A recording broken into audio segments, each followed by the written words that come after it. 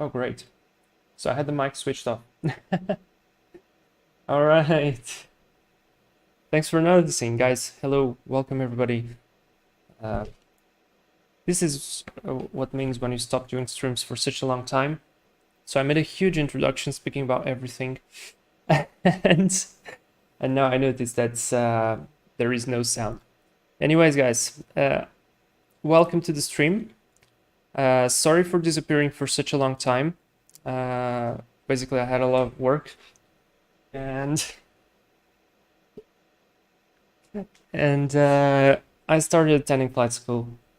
Basically, so that sucked up all the free time, and especially considering I had to pay for that with the work and everything else, I had to make a decision and pause YouTube. But honestly, I miss it very much. So now I plan to return, especially that now I have the PPL license already, and I'm going through the ATPL license, ATPL theory. And I miss the interaction. I've learned a lot of things, and I want to share those with you.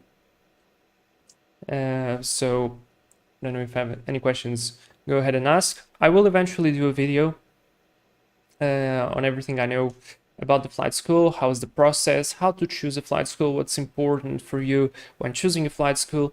I'll do a video tour of my flight school to show you how things are there operating. Now, just notice that every flight school can be a little bit different, but at least I want to show mine for you to have an idea how things work, how it is structured, and how is it gonna be well, how's it gonna be your learning path and so on. But that's gonna be on another video eventually. Oh guys, well, I made such an amazing introduction, and now it feels so off to be already in the cockpit and have to do everything from the start. So yeah, I missed a lot the interaction, and I learned a lot of things. So one of my goals on going back to YouTube, first of all, is to interact with you and to have a purpose in all my simulator flying, because I kept flying for myself, but it's very different when you fly just for yourself. You are not sharing anything with anybody, and that's a little bit well, I don't know, I feel like I missed something. So that's one of the reasons I want to return to YouTube. The second one is I've learned a lot of things from the real life, and I want to share those things with you, so you can improve your flying skills. And believe me or not, but it actually does help in the real life if you fly in the simulator, and if you are familiar with some of the aircraft systems, how things work, how communications work. For example, if you fly finally on VATSIM, you're going to have absolutely no difficulties going with the communications on the real life.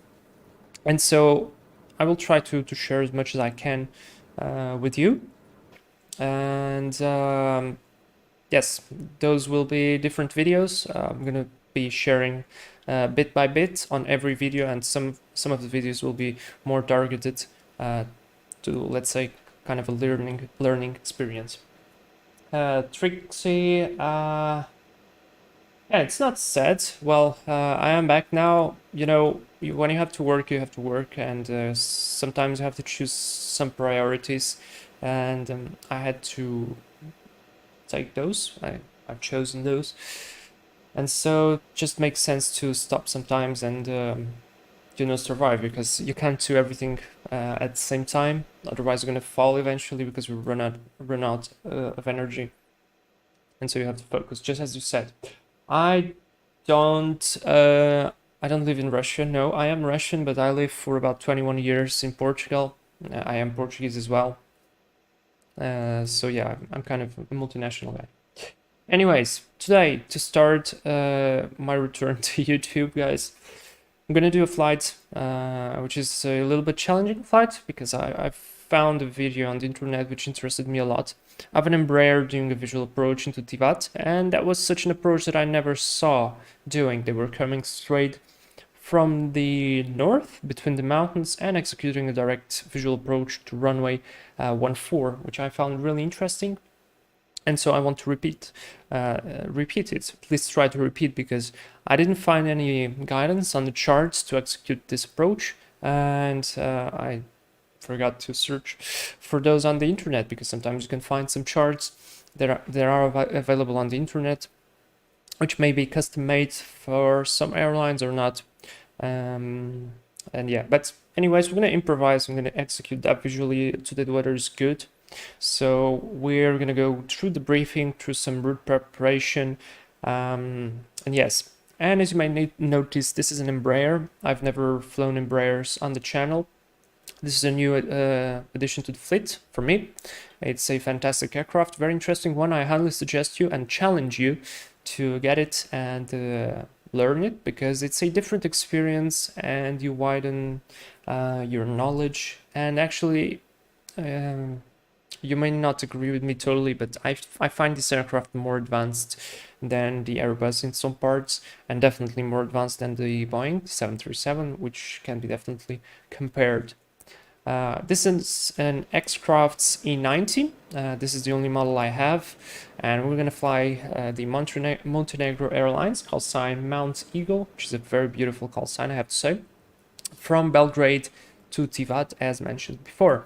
With us is my friend Mike. He's on Air Serbia A319, and Emil should be here as well, but he didn't find the free time, fortunately, so he'll join us eventually on some other streams. So, I corrected my introduction. Very sad that my initial introduction didn't work, but that's fine. Let's go ahead and go into the cockpit. I'll try to go through the normal procedures, use the checklist, and well, get you some understanding of the plane. So coming directly into the cockpit, I've powered up on the tablet the GPU. It was turned off before because it's quite noisy. So for me to speak, I just switched it on now. I'll go with the checklist now. So let's check that the GPU button is depressed. We have the avail button on, but the aircraft is not powered. The APU gen button is pushed in, it should be. Battery 1 and 2 knobs are off, and fuel, DC and AC pump 1 and 2 knobs are on auto, that's correct. Emergency light selector is on off, that's indeed, and hydraulic system 1, 2, and 3B electric pumps and PTU knobs are on auto. They are. The hydraulic system 3 electrical pump knob is on off, it's set. Landing gear lever is down. Engine 1 and 2 start and stop selectors are on stop. Speed brake lever is closed. Thrust levers are on idle. Circuit breaker panels. Now we have, contrary to the Airbus and the Boeing, who have the circuit breakers panel back here and on the overhead, the Embraer has them on the left side and on the right side. And then there are some electronic that you can access on the FMC. I'm going to take a look at them later. Hello, Emil.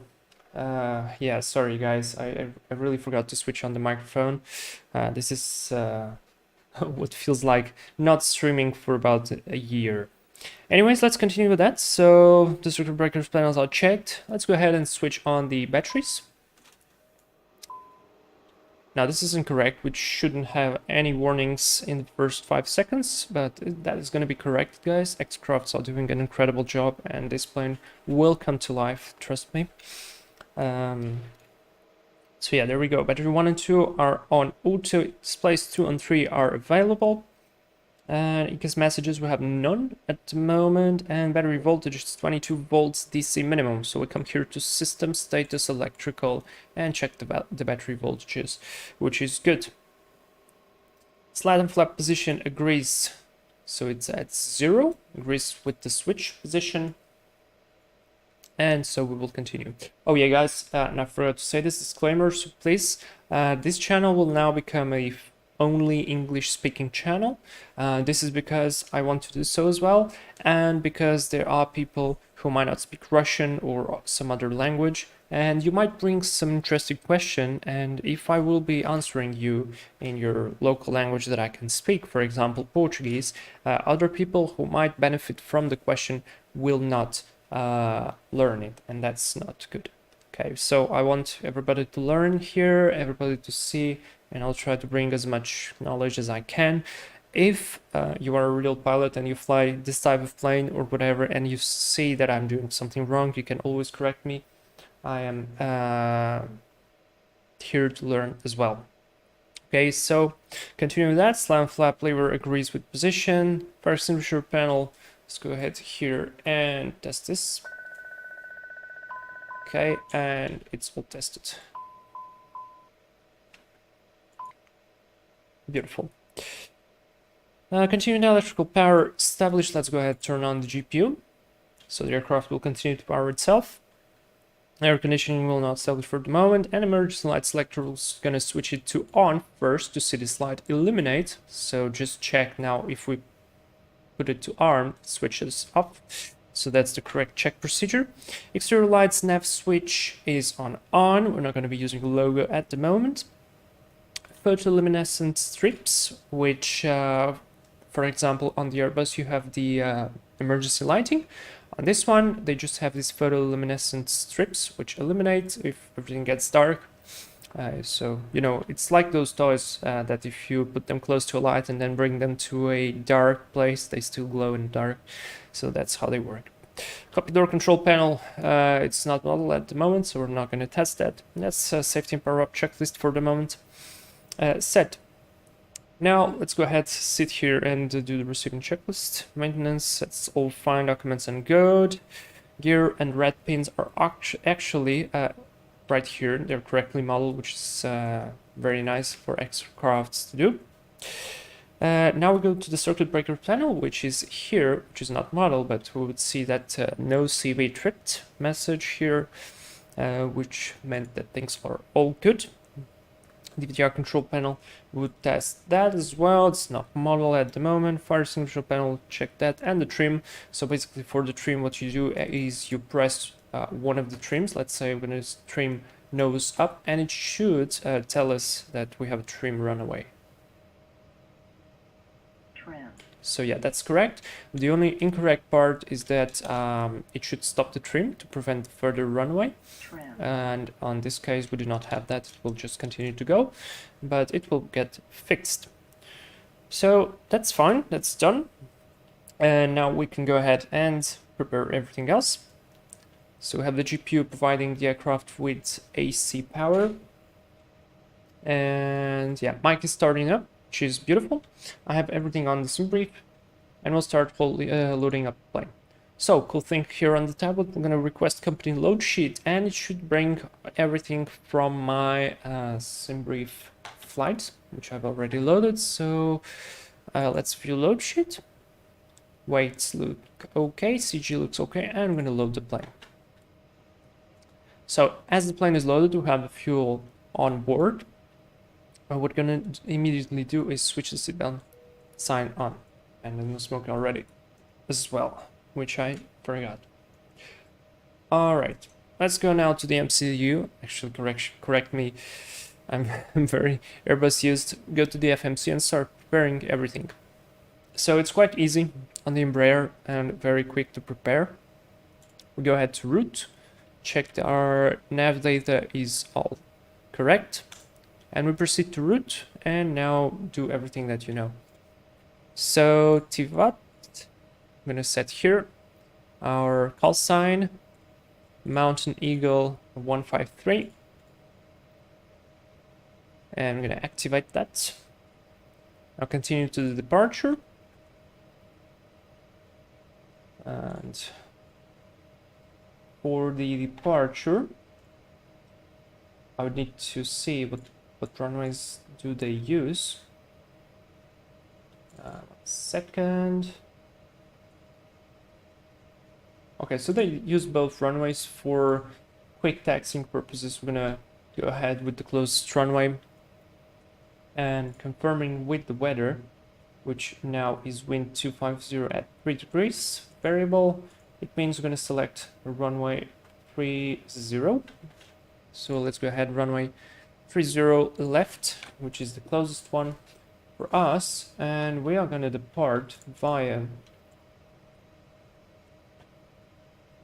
Val to Foxtrot, which is not here because it's probably planned for runway to 8, so I'll open that on the charts and confirm. Always, guys, confirm everything with the charts. Yesterday I made a huge mistake while doing a flight. I've planned the arrival to an incorrect runway, and I just noticed when turning the final on the parallel one, which was incorrect. So I got quite ashamed. That was with VATSIM and flight control and everything else. So always confirm that with the charts and the name of the departure of SID with the runway and everything else. All right, our departure is going to be Valjevo 3 Juliet. So now it's set. We'll hit apply and we hit activate. Now here we add every point we're going to use. We're going to use 2 points only, and this is going to be for reference, which is Nick and DB, and which is this one. And then I'm going to use Tibri for reference.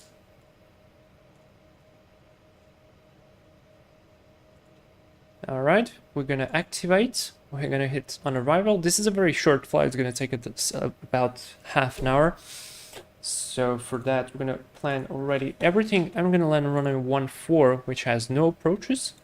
So just hit arrival and we hit apply. Activate. And now we're going to go onto the performance page, performance init. This is our tail, performance factor. We're going to leave everything as is. We're going to hit next. And we're going to find our cruise altitude here on our OFP. Oh, I've hit the wrong button.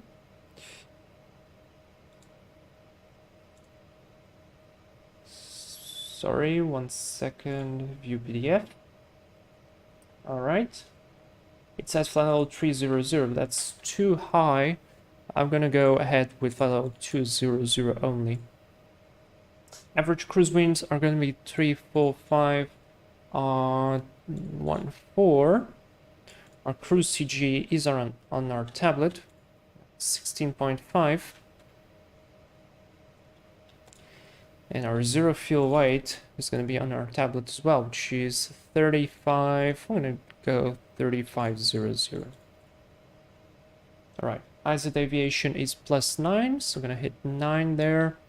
And that page is complete. We're going to hit next. This is all the pre-selected speeds, which we are not able to use at the moment because we do not have FMS speeds. But that's okay. I'm going to show my workaround, and I'm going to go ahead and continue. Takeoff data set. I'm going to depart with takeoff 2. Now here I'm going to use the tablet again. Select runway 30. The weight is already selected here. And the wind, I'm going to set any wind because it honestly makes very little difference. Let's say temperature +22 and QNH.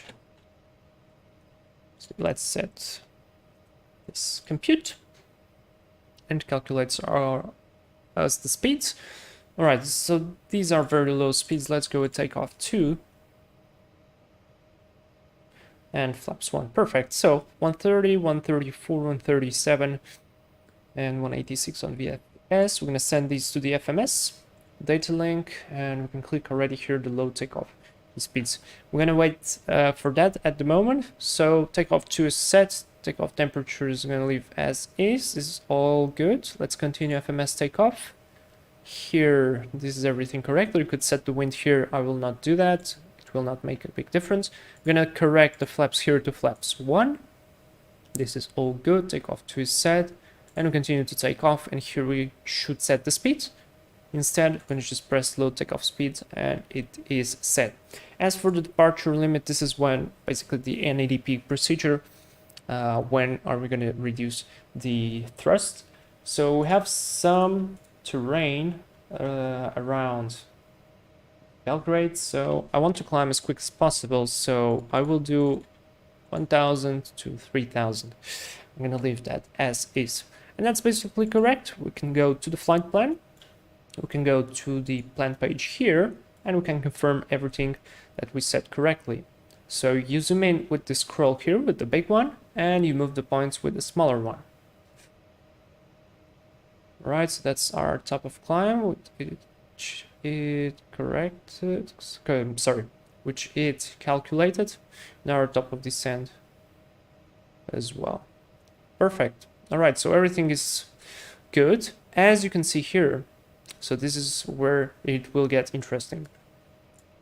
What we're going to do is from Nick, we'll probably go visual on heading select, and our approach is going to go through the mountains here and a visual near to the city across the water straight to runway 14. I've seen this happening in real life, so they definitely have charts with this guidance.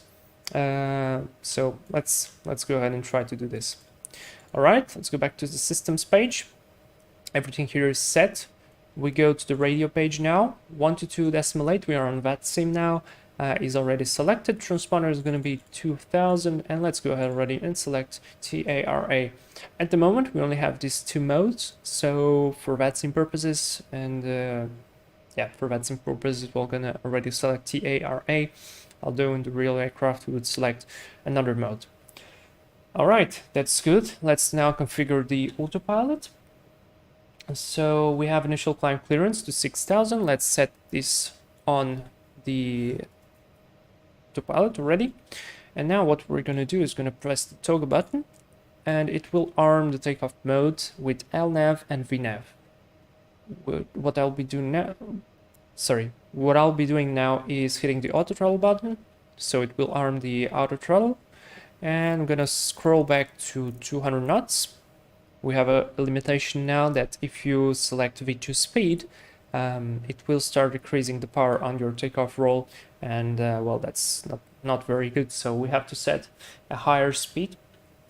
At the moment we could actually set to 30 knots, and I will do so because that's the maximum speed we are allowed to do in turn according to the SID, so one step ahead. All right, this is all good. Fuel is loaded up, route is loaded up, so basically the aircraft is almost ready for startup. What I'm gonna do is start the APU, so I'm gonna go ahead here and on the APU control press on. This one will illuminate yellow, and now it's ready for start, so we hold this for about 3 seconds and stop it, and you'll see here the APU starting up. All right, good. Now guys, what I think is really important, and I want to show to you, is the briefing. Okay, so it helps a lot doing a quick briefing, and I will share with you a little briefing I did myself according to some pre-made or made-up briefings that I saw from the real life. And so I'm going to put it on the screen so you guys can see, and if you want you can write that for yourself and use it to train as well, because it will really improve your situational awareness and your performance on your flight.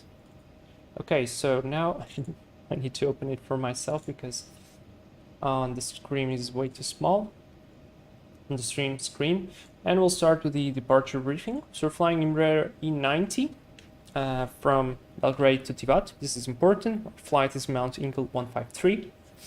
Our NOTAMs are not checked. I'm going to skip those for today just to accelerate a little bit this flight. The weather is good. This is actually important. I will eventually do a video about how to read the weather from SimBrief, which is very useful. You can have significant weather charts. You can see if you're going to cross a jet stream. You can see if you can expect some cumulonimbus clouds, and you'll have severe or moderate turbulence, if you're going to have icing or everything else. Today we have nothing of those, no significant weather. It looks all good. The wind speeds are actually quite light and temperatures are good. We're not going to use any anti-ice, and for the departure here on the xCrafts, our screens are mirrored, so everything I do on one side happens on the other. So for the departure I'll use the terrain radar to clear myself away from possible terrain. Now where we are at, we are gate 2 at apron alpha. So we're going to push back into Golf facing north, exit straight ahead, and then turn right on Alpha, and Roll until Delta 7, holding point, runway 30 left. Our config is going to be flaps 1 with takeoff 2, decelerated departure. We are departing via SID Val 3 Juliet, runway 30. Our transition altitude is 10,000. This is a GNSS RNAV1 departure, so this means imagine if you're flying, let's say, some turboprop or a Cessna that doesn't have a Garmin, you can't fly this approach, okay? This is always important to know as well. And we have some climb restrictions as well here.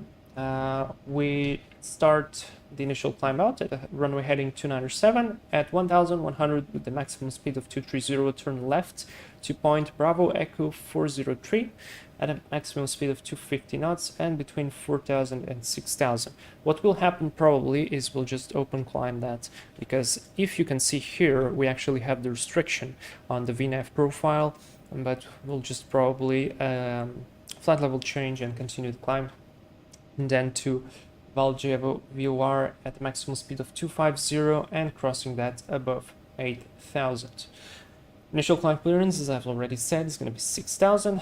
That's important. Radio navs, we're going to select none of that at the moment.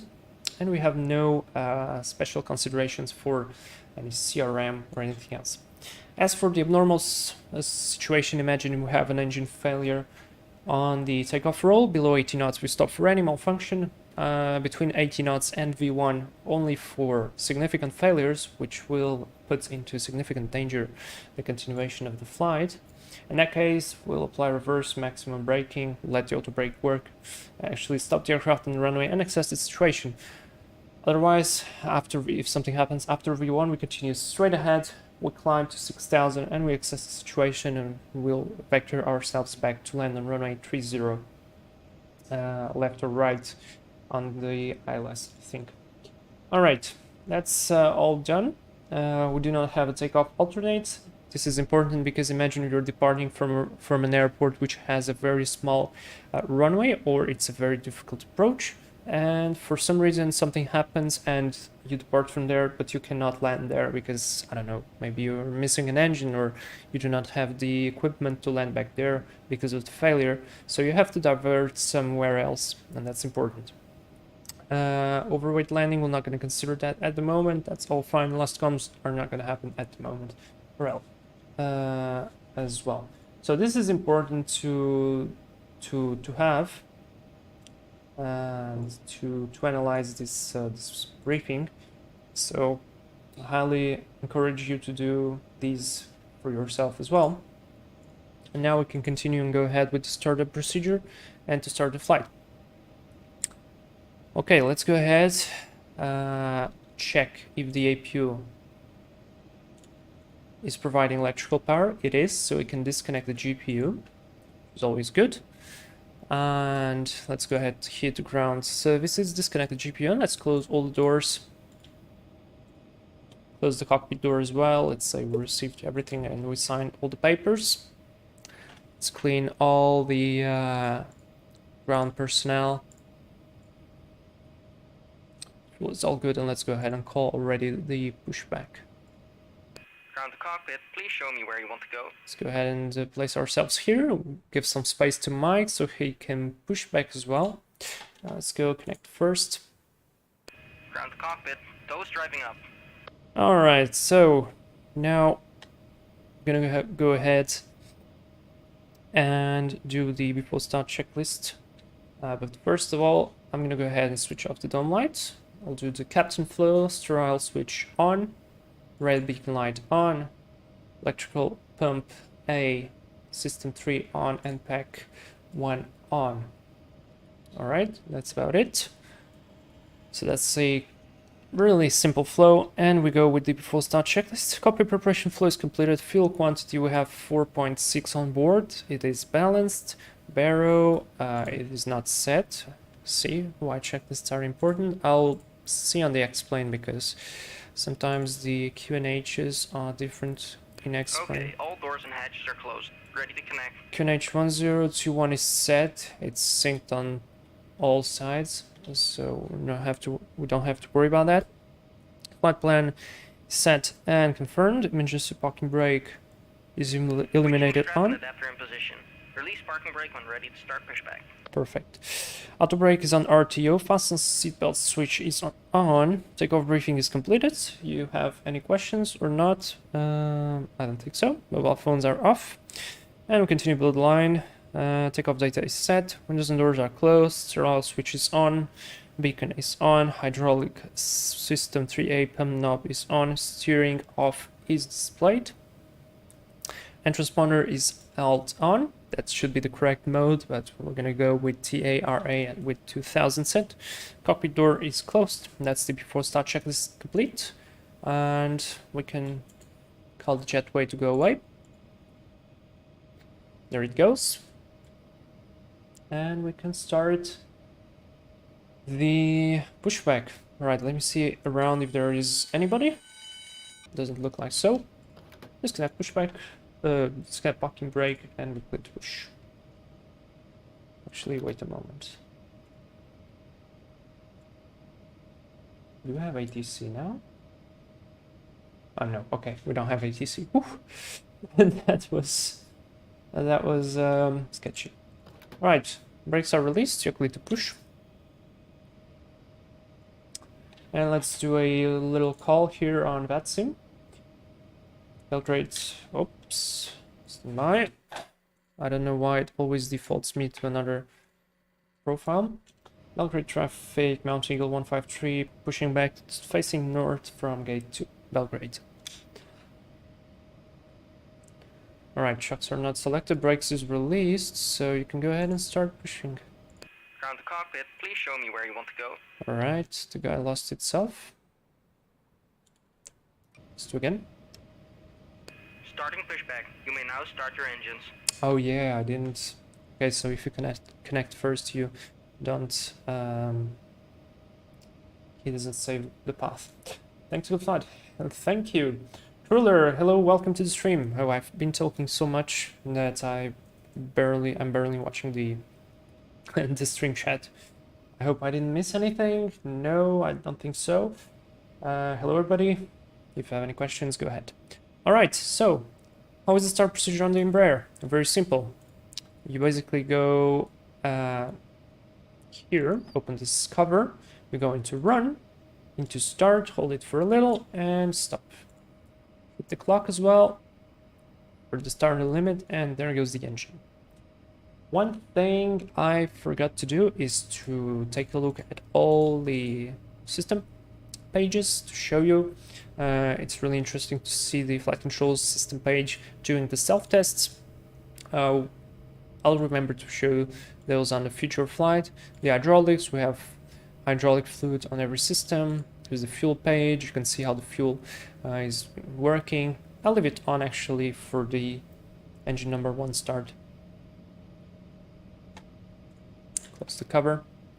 And it should be stabilized at around 500 ITT. All right. That's good. Let's go ahead, start number 1. Run, hit start, and there we go. Hit reset on the clock, and you can already see here the system is working with the fuel. Operation complete. Set parking brake. Right, brake set, clear disconnect. Disconnecting though. Stand by. Ruler, just got here, but I've never called you live streams. Well, man, I made a huge pause, so I'm finally back. I have so much to share. I want to share all my knowledge I have at the moment to improve your flight simming and to allow you to become a better virtual pilots, and to show you as well some of the path to become an airline pilot in real life. So lots of things to come. All right, let's disconnect. Engines are coming. Electrical, you can see that the electrical are being assumed by the engines. APU is actually already disconnected, and we have an engine 1 stabilized. Beautiful. All right, there is Mike. Tow is disconnected and bypass pin has been removed. Hand signal on the left. We'll see you next time and have a safe flight. Beautiful. Now, what we're gonna go ahead is switch off the APU. That's basically it. select flaps 1 and do a quick flight control check.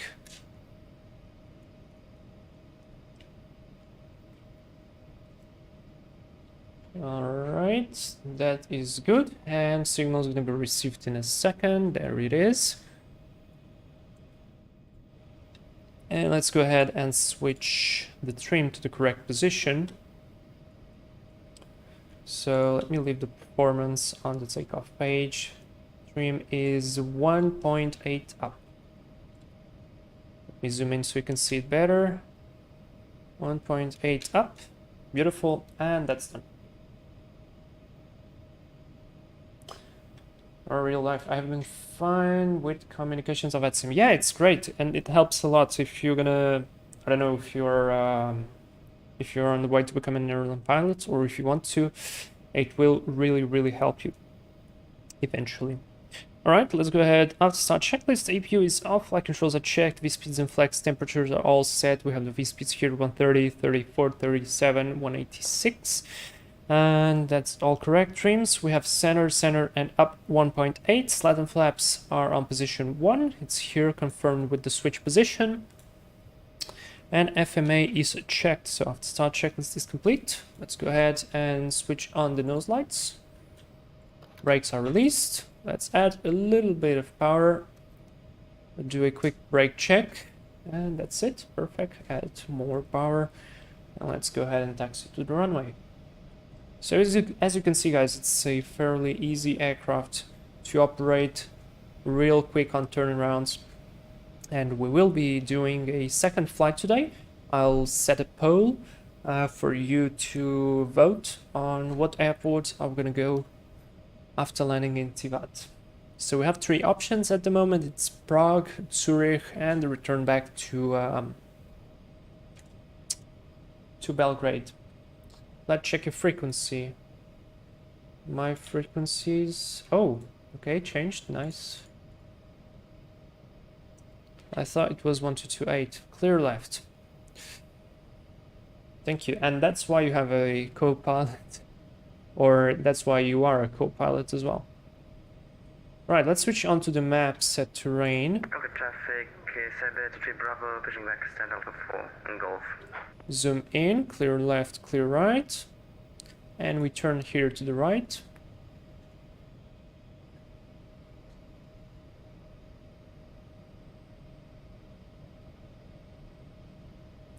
And I need to switch off the chrono, which I always forget.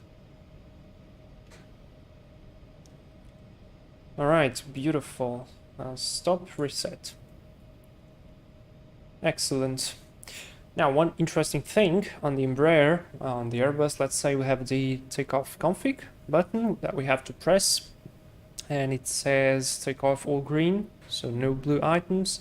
On the Boeing, we push forward the throttles, and if the takeoff config warning is not sounded, it means we're all set for takeoff. On the Embraer, we have a button as well, and a lady tells us if the takeoff is okay. So, takeoff okay. Perfect, we're ready for takeoff. Let's say that we forgot to set the trim, and I'll put, I don't know, let's set 3 degrees trim nose up. No takeoff, trim. So that's awesome. And now let's return back to trim 1.8. Takeoff okay. Takeoff okay, beautiful.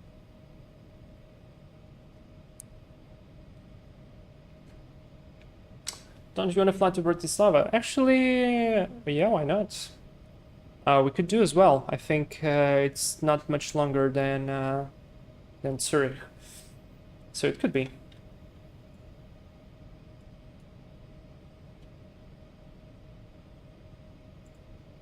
It could be, definitely.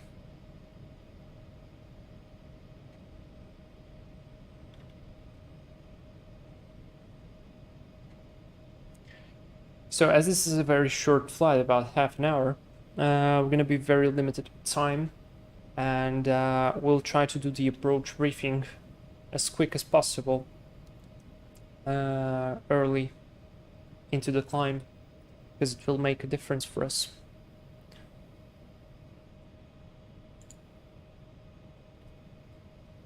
So this is a half an hour flight. I expect to be waiting about, let's set 38.9, runway 14, flaps 5. Let's set wind 0 at 5. Temperature honestly will not matter that much. Let's set 20. Whoops, sorry. And QNH 1013. So we're gonna have some kind of speeds here at least. I've been broke lately, but I want to get one of those Embraers to try. It is very good and it's a very different experience, and at the beginning it's very confusing. I was very confused with the location of the buttons, with the overhead, with some of the logic of the flight controls, and not exactly the flight controls but the autopilot, which I think is still the most complicated part on the Embraer. But once you get the hang of it, you'll see how much advanced it is compared to the 737 and some parts of the Airbus, especially considering the systems. This aircraft is way more automated and way more advanced than some of that. Those guys who are watching and haven't hit the like button, we're just about to take off. Go ahead and give me that extra power with your like. Bravo taxiing via Golf and Bravo holding point runway 30 right. Alright, so Mike is coming, that's good. He was fast as well. And yeah, as to the before takeoff checklist, so EFB is stowed. We're not going to stow it because it's just permanently there. Takeoff config is checked. Runway 30 left is going to be confirmed in a second. Cabin crew, let's go ahead and hit the attempt call. And it will sound actually. So that's great. Brakes temperature are on the green, basically this here down below, so that's all good. And ECAS checked and TCAS TARA, so that's beautiful. Before takeoff checklist is complete. And here is runway 30. Oh, actually we have only one runway? What? Alright, one very important thing, guys, to do, because I made this mistake in VATSIM and I've learned not to do it in real life, is to always check before coming into a runway that you have no traffic coming from the left and from the right. So from both sides, even if, let's say, the approach is made from this side, so you check below and above the approach and always on the left side to make sure the runway is clear and there is nobody there. Alright, that's good. This is set. We communicated with the flight attendants. Let's go ahead, hit the strobe light on. And hit all the lights. We're clear to depart. Belgrade traffic, Mount Eagle 153, departing runway 30 to the south, Belgrade. Alright, beautiful. And there comes Mike. Excellent.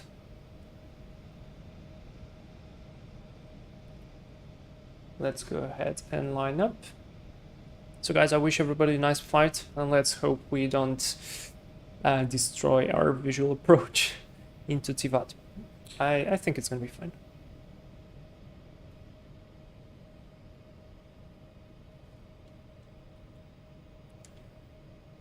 Another cool thing on the Embraers, it automatically puts the takeoff power once you reach about 60, no, correction, more than that.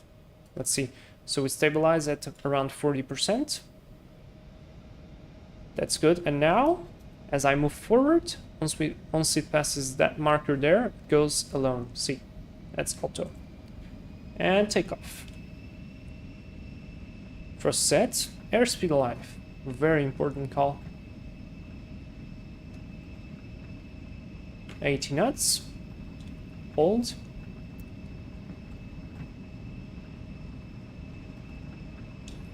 V1, rotate. And there we go.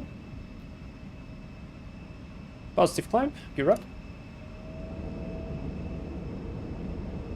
The Embraer is quite a rocket, so you will have to pitch up quite a lot at the beginning.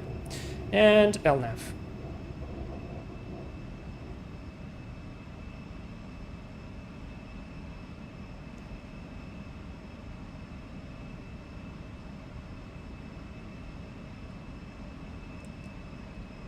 Alright, now we have thrust reduction. We just passed 1,500 feet above AGL, so I gently pitch the nose down, and what I'll do is I will not engage straight forward the autopilot, because if you see, our flight director is straight at the horizon line, and that will pitch down the aircraft really abruptly, so it will be not very comfortable for the passenger. So what I'll do is press vertical Throttle. speed, and Throttle. then I'll arm the autopilot. This throttle is a bug, so don't mind it. And now we have speed, thrust, and vertical speed. And now I'll deselect down the vertical speed to about 1,000. So it will allow the airplane to accelerate, flaps up.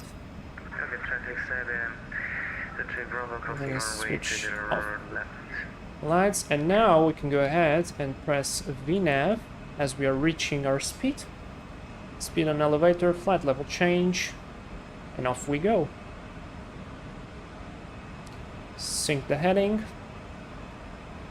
We are limited to 6,000, but we're gonna go above that, so let's go ahead already to flight level 200, hit flight level change, which I still have to search a little bit because I'm not totally used, and off we go. Okay, traffic 7, 3 Bravo lining up runway 208. Beautiful.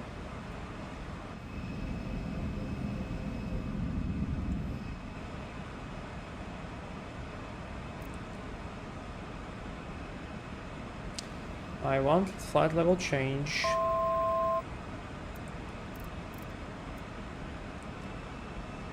Yeah, there we go. He's not assuming directly. Alright, beautiful. After takeoff is done silent, but I'm gonna go ahead and do it speaking so you guys can hear it. Landing gear is up, flaps and flaps are at 0. ECA's checked, APU off, barrow. Transition is 10,000, so we're gonna wait with that. Traffic 7, 3 Bravo taking off. Air conditioning and pressurization panel, check that. That is all switched on actually. Alright, good. Now guys, let's do a quick preparation of the arrival and do the quick briefing with you, so we're going to be prepared. I've never been on Embraer in real life, so this is the closest I get for now. Thank you. Well, you're welcome. I've learned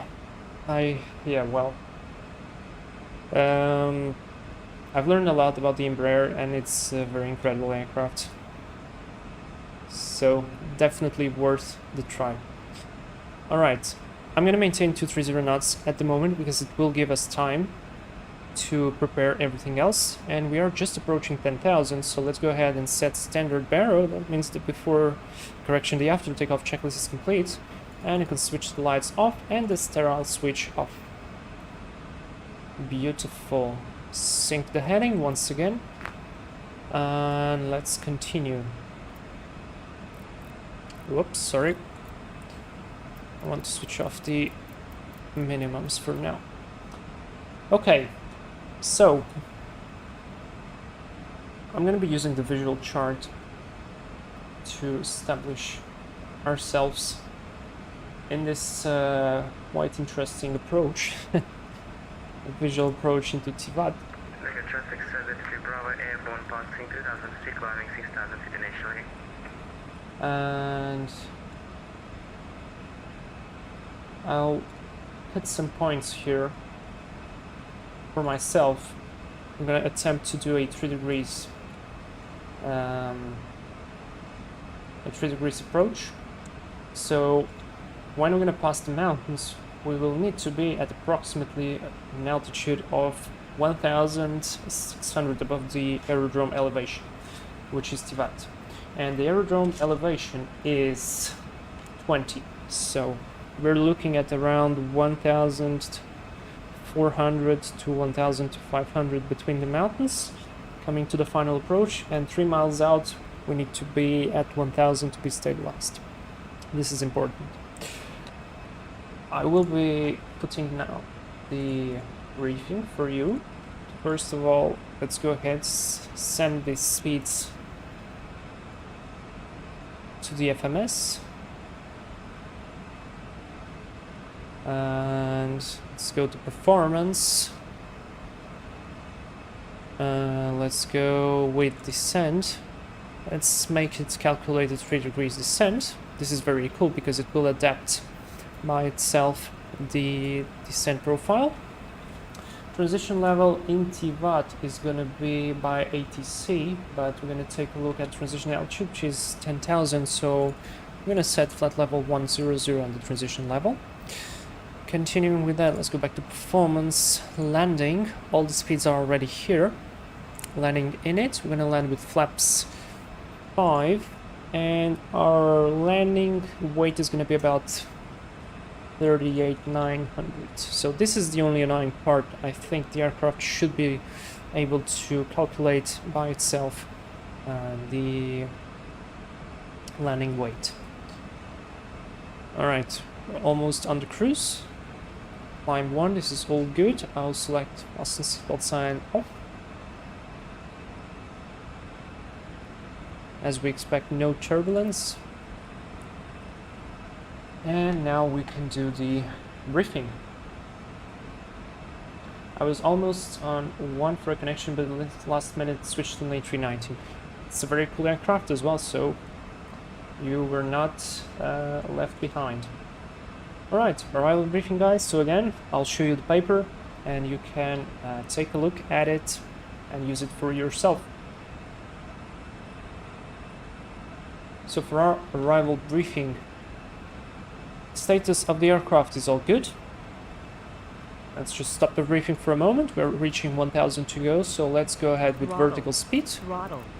Decrease the vertical speed to 1000 for passenger comfort, and now we can increase our speed to 50 knots. So when the plane will attempt to intercept the altitude, nobody will hit the ceiling with their head. Alright, and let's continue with the arrival briefing. So status is all fine, weather is good. We are expecting in Tivat the weather to be with winds at 0 or a very light wind coming from 210 3 knots variable. So we'll consider no factor. We could take 15 knots still wind with the Embraer, which is quite a lot actually.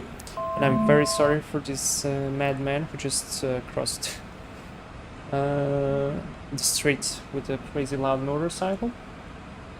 Road times are not checked, we're going to skip that part for now. NTIs we're not going to be using. I'm going to be flying obviously with the terrain radar switched on because I'm going to do a visual approach with the mountains, so every help is good help. Our top of descent is calculated automatically. I'm going to trust the aircraft, it does a pretty damn good job on that. It's in around 70 miles from now, so we have the time to finish this one, take a look at the maps once again and prepare ourselves. Our arrival time, arrival time is quite improvised, but it's going to be a visual one. I'm going to go ahead from the first point, which I've already told you is going to be the NDB Nick. And from there I'm going to do a little bit of left heading to between the mountains and continue to the center. I'm going to approach runway 14, it's going to be visual. In case of go around, we climb 2. And now I'm going to check what is the go around altitude on the localizer Yankee runway 32. So we climb to 6,000 and past the airport, off the mountains and direct to the sea, where in that case unfortunately we will be doing the normal approach into runway 32 in Tivat. So, but I think we're going to be fine. Anyways, continuing with the arrival briefing, radio navs, we have none of those. Our alternate, according to SimBrief, is actually the return flight. So, in case we didn't succeed, we will be returning back to Belgrade. I don't think that will be happening. Alternate fuel, we should have enough. We have 3.6 tons at the moment, and we are almost reaching top of descent, so plenty of fuel on that. As for the config, we're good with the distance. We need about 1,709 meters. We have 2,500 available. I'm gonna use auto brakes medium and reverses at maximum. Obviously, we'll do a backtrack and vacate at the first exit, and then we're gonna just take any parking spot that we'll have there at Tivat, and then do the next flight, which is gonna be to anywhere else. I will do a little poll for you guys, and you can select to what airport you want to go next. So we have at the moment 3 options, I reckon, which is 3: Bratislava, Belgrade, and Prague. So it's 4.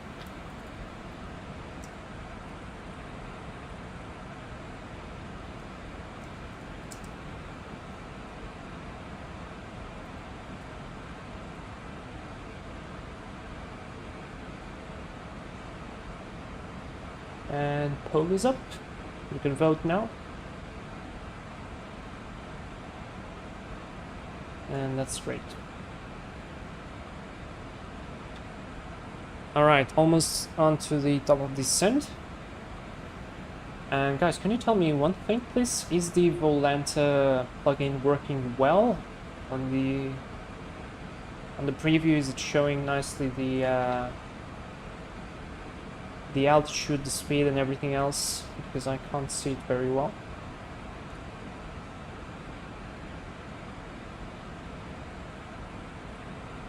Yeah, it looks like so. Looks like it's working just about nice. Alright, so that's all completed with the debriefing. We have the calculations, we know how we're gonna do that. And yeah, flying from Nick will get us almost right where I would want us to be. So that's good. That's always good.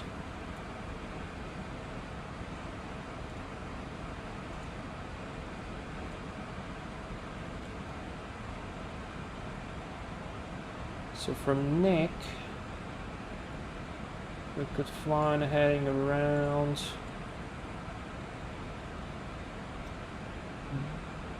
209. That's about the heading we're gonna take. Right. Plus 1,000 feet as always. What do you mean?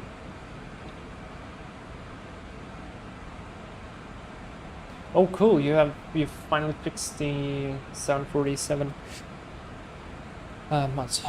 problems. That's good. Oh, guys, and also I forgot to show you. So you see now it's a dark cockpit. I don't know if it will be making any difference. It actually makes during the day, but we'll probably be doing a late flight today, and you'll be able to see more difference with the illuminated cockpit. Alright, 40 miles to top of descent. I'm gonna still leave these seatbelt signs off for now, and when about 10 miles off, we're gonna go ahead and switch off to the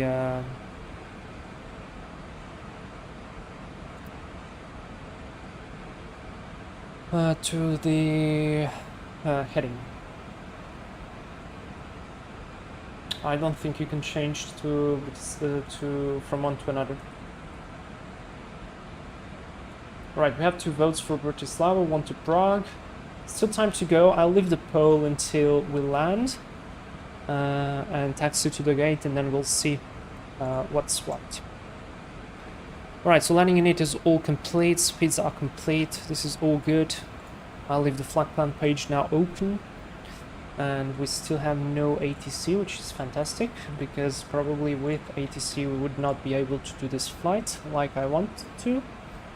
And let me, leave this on radio. This is going to be on active flight plan, and we have all the speeds here. So our VREF is 125, that means we're going to be selecting speed of 130 on the autopilot.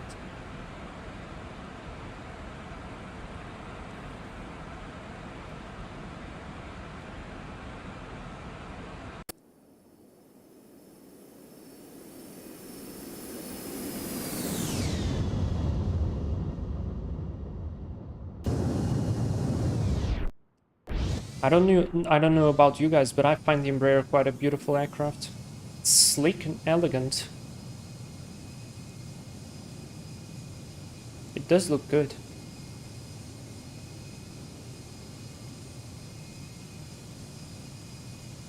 Okay, I'll take it at 67 for Prague and 33 for Bratislava.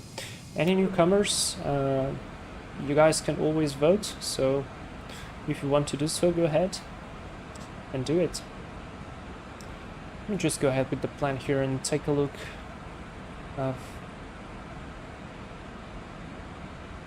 how is it calculating the descent path. Okay, it's 3 degrees straight to there. Nice, good, very good. Another cool thing, guys, actually, on the Embraer, it automatically will be switching on the time for you to of the flight, so it, as soon as you take off, it starts counting. As you land, it stops. The only thing you need to do is after landing, you need to take a look at it, and yeah. Have never visited neither Prague or Bratislava, so cool either way. Alright, crueler, then probably we're gonna go at either Bratislava or Prague. Oh, we have one more vote at Bratislava. Alright.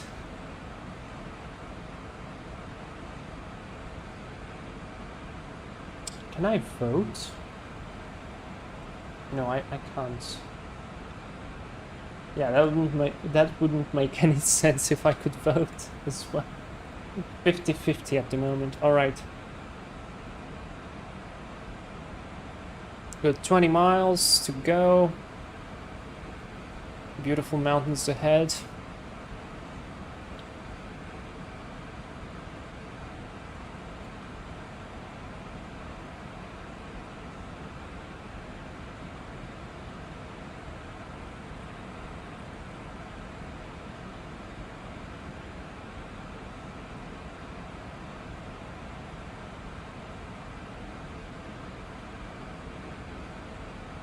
And yes, we're going nicely. Yeah, we still have the Wheel of Fortune. That's definitely true.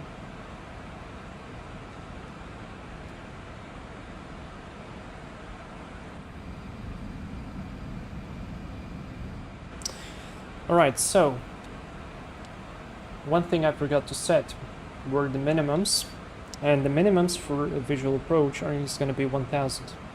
So I'm gonna go to Barrow and set 1020, because 20 is the elevation of the airfield, and that are gonna be our minimums.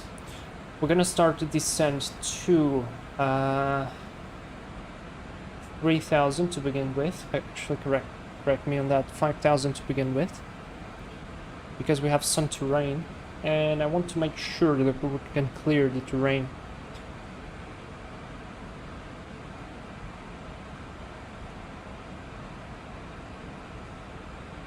Yeah, we could have definitely climbed higher, but it's just about fine.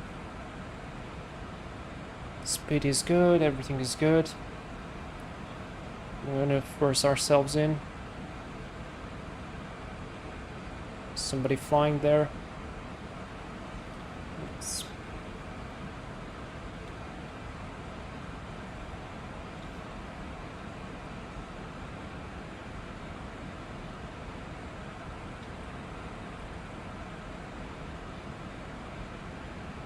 That's very, very good. The Fan Bell correction on Tivat is good too. Oh, nice. We just had an update, and wind is variable to knots, so perfectly, just perfect for the approach that we want to do. Okay, that's 1 minute to top of descent. Let's go ahead and switch the fastest seatbelt signs on.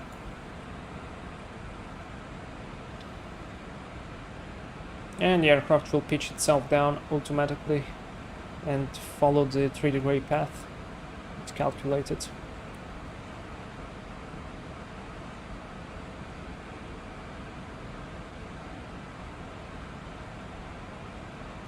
One thing we'll have to notice is that we will be slightly above the correct path, so at some point we'll need to slow down and catch up.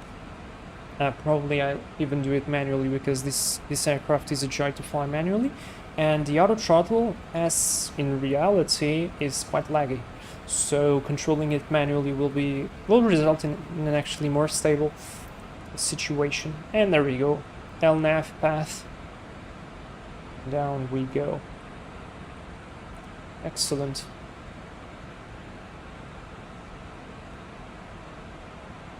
Now just have to pay attention to the mountains and to the approach we are going to be doing.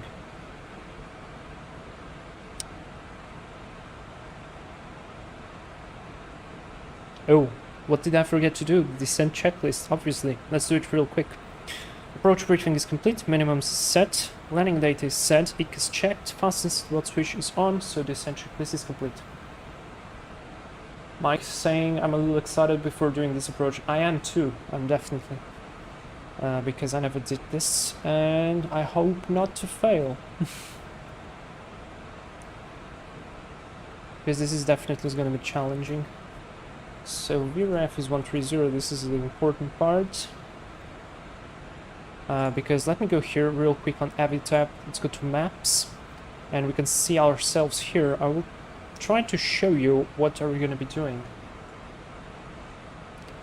So Nick, this is the NDB we're going to be flying over, and what we are aiming to from Nick, the plan is set to a point about here, but what we're going to have to do is we're going to fly from Nick straight here between these two mountains and then across these two mountains and then a visual to here to Tivat because the airport is right here. So we are going to be aiming to this point here because it will allow us to descend and to pass between these two mountains over the water and then turn close to the city, which is just about here. It's going to be to our left side and then land visually. So this is going to be important. I'm honestly even considering maintaining this on because we can see where are we going and how correct are we flying. So I'll probably just maintain this for the sake of it because, you know, if you have some tools, just use them. And we have the 3 lakes here, there they are. So the Nixic city should be right here. And that's all good.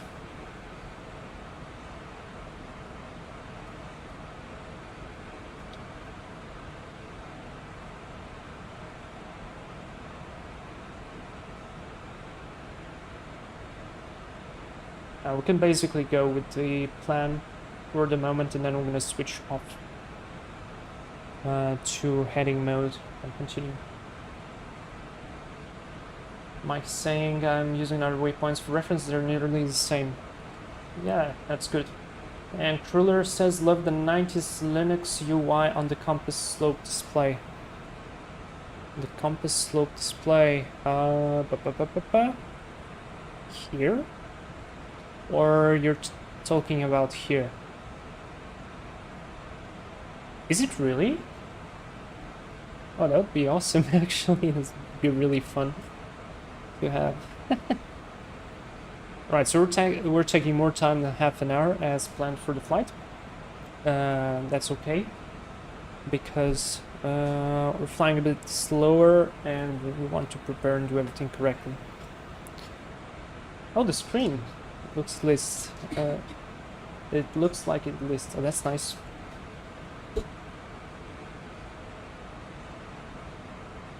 All right.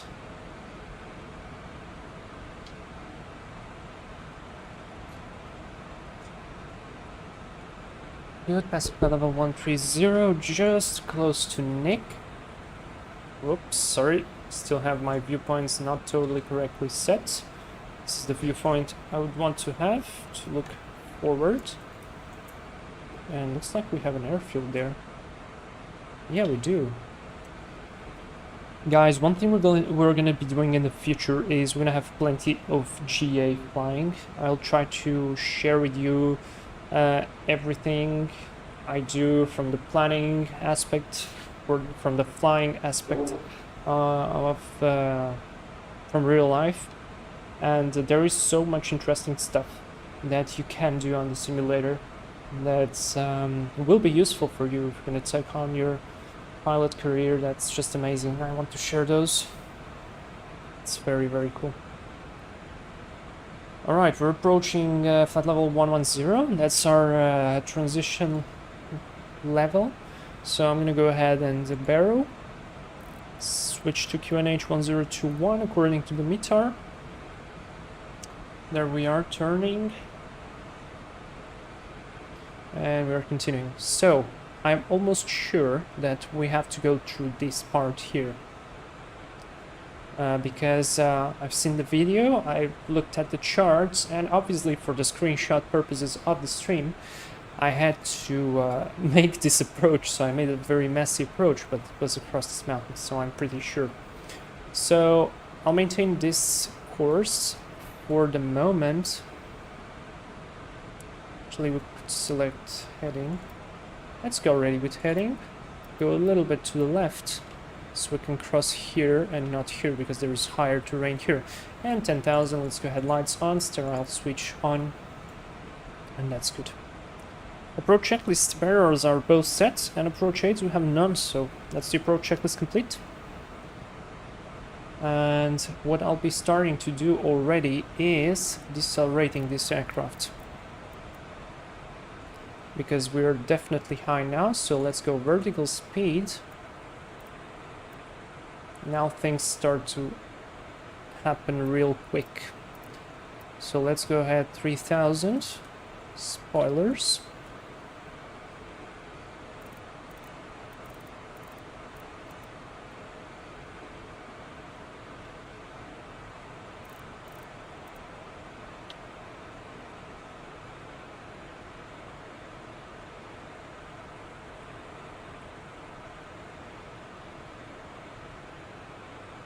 Let's go, let's add more to the left.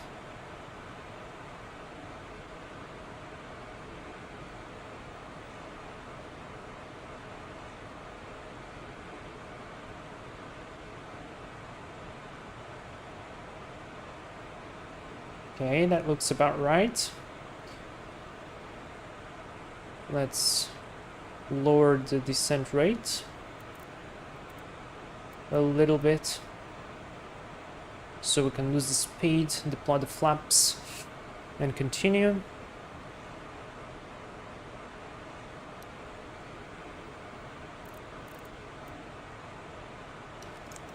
Let's go with flaps 1.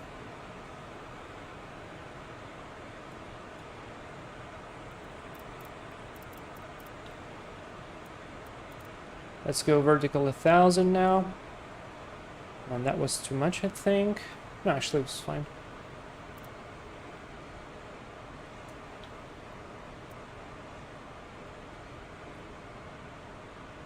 Flaps 2.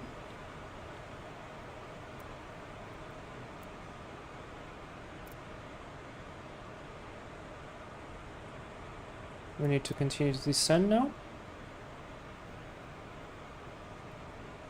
You can see the automation of the Embraer automatically from flaps 2 removed our speed brakes. So we're going to deploy the gear at this time, set the lights on. And this will allow us to decel and go with the speed. So now I'll set 130, which is our reference altitude. I'm going to go ahead and set disconnect the autopilot. Autopilot. Throttle. Move the throttle back. I'm going to disconnect the flight directors, and we're going to set 6,000, which is going to be our go-around altitude. Sync rate. Sync rate. Yeah, that is going to be happening. I don't have a way to disconnect that, so I'm sorry for that. Let's go ahead with flaps 3, which will add a lot of drag. And one thing you're going to notice is, how do we arm the spoilers for them to deploy? Well, we don't. they are automatic on the Embraer, and that's really cool. Right, I want to zoom in a little bit. And that's excellent. We're still high. Flaps 4. Sync rate.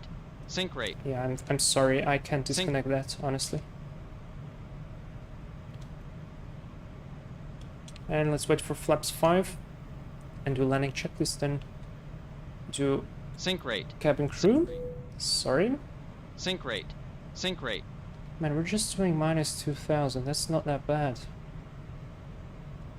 We're still a little bit high, and as we are going visual now, we can just be stabilized at around 500 feet above ground, so Sync it's rate. about good. Sync rate. Sync rate. Sync rate. Sync rate.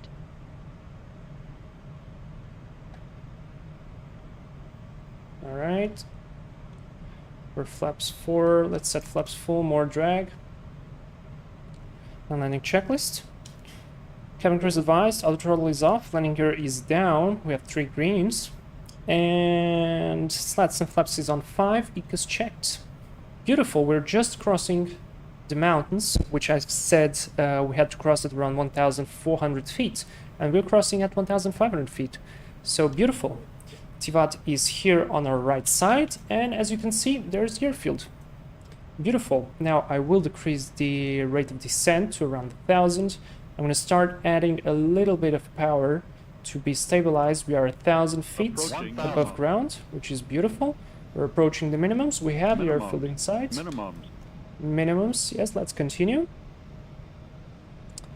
Adding a little bit more power. There's the runway, 2 reds, 2 whites, beautiful, absolutely beautiful. Now we just have to continue on the path. Speed was 130, so let's go ahead and catch the 130. Not descend below. This is fantastic. This approach. Oh my god, how can they do that in real life? That's incredible. I envy those in a good way. Right, speed is good, we're clear to land, gear is down, flaps are set, we're just a little bit below, so let's just push the nose a little bit higher so speed gets there, and we catch the profile. There we go, 2 whites, 2 reds, beautiful. Let's continue. Now we can go ahead and catch the path around minus 800.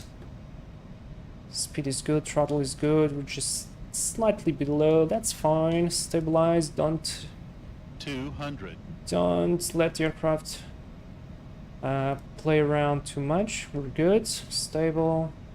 100. 50, 40, 30, 20, 10.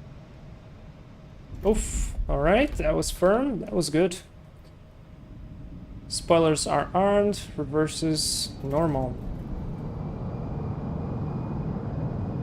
I had to flare a little bit more. That was good. 80 knots just crossed. 60. Reverses out. Auto brake. Auto brakes disarmed. Reverses off, and we took 33 minutes actually, so that wasn't that bad. 33 minutes of flight. So as we decel, you see the ground spoiler is deflected. As we decel now below a certain speed, they retract automatically. That's very good. Let's slow down. So I landed a little bit firm. I know I could have landed better, but that was fine. Let's do the turnaround, and I completely forgot to speak on that scene. That's fine. Tivat traffic, Mount Eagle 153, turning, backtracking runway 32, Tivat. Alright. That was intense, but we made it. Let's select flaps up now, and start the APU.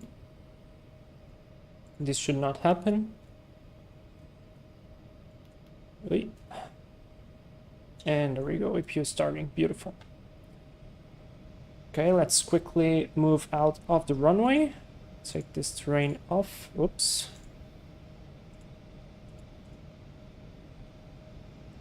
Flaps are retracted. This is all good. This is all good. Let's reset the trim as well. Trim. Good. Now this should not happen. Let's maintain the TARA on. And yeah. So how is the vote going? We have Bratislava still winning with 60%.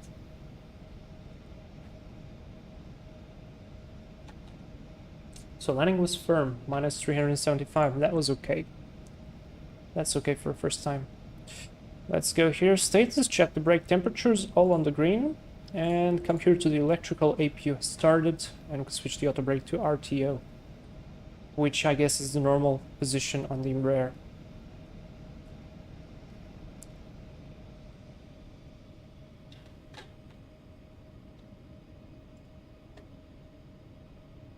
All right.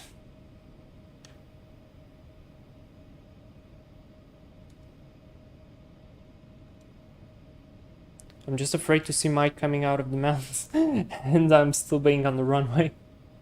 But we should be fine now. APU bleed valve open, that's good.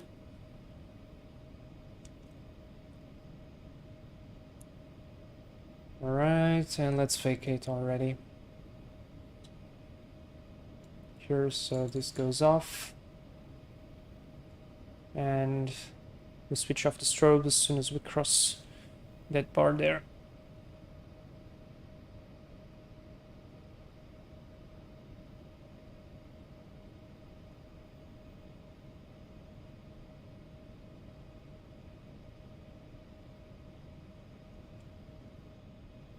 Plenty of lights, so let's switch the side lights off.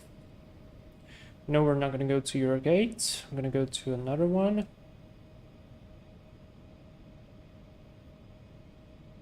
And we actually didn't even use the map. I left it there, but we didn't use it, so that was good. That was quite good. Alright, there we go. Strobes off. And now, how do we park here? According to the charts, it's gonna be a what turn? Okay. Yeah, so let's set stand 3. So let's turn in.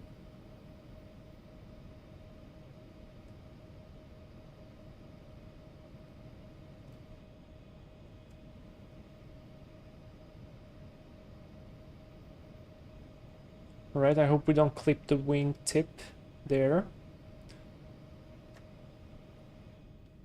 Okay, we don't. We won't. This is good, this is fine. This is fine, please don't clip it. Okay, we will not be clipping. Some more power, otherwise we'll stop. Okay, the guy is telling us to go.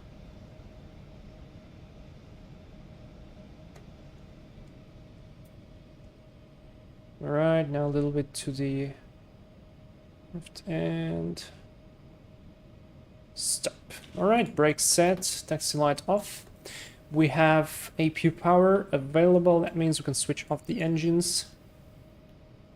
Set standby here. Engines are shutting off, and now we do everything on the other way around. So pack 1 off, system 3 electrical pump A off, red beacon off, fasten seatbelt sign off, steering switch off, and that's complete. We have completed everything on the Embraer. Let's go ahead and call our ground services. I'm going to be still running on the APU. I don't want to switch back and forth. So let's call for a bus, stairs, loader, and probably fuel. So this means on this side I'll have to open this, and this, and that's about it. Alright, flight ending soon. Let's complete this one. And I'm gonna start a new flight, which is gonna be Mount Eagle 311. And we're gonna be flying, no, We're gonna be flying to where? To where? Let me see the poll, guys. So you voted. Bratislava is with 50, Prague is with 33. We have 6 votes. Okay, 6 votes, and one of those votes was to Prague instead of Bratislava. So Prague is winning, basically, yeah? Trixie, sorry for not being on stream. I will next time wanted to do a flight. Sure, man, no problem. I hope your flight went well. And next time, if you want, you can always join us. Right, so I'll finish the poll. Let's say that Prague won because we had one faulty vote.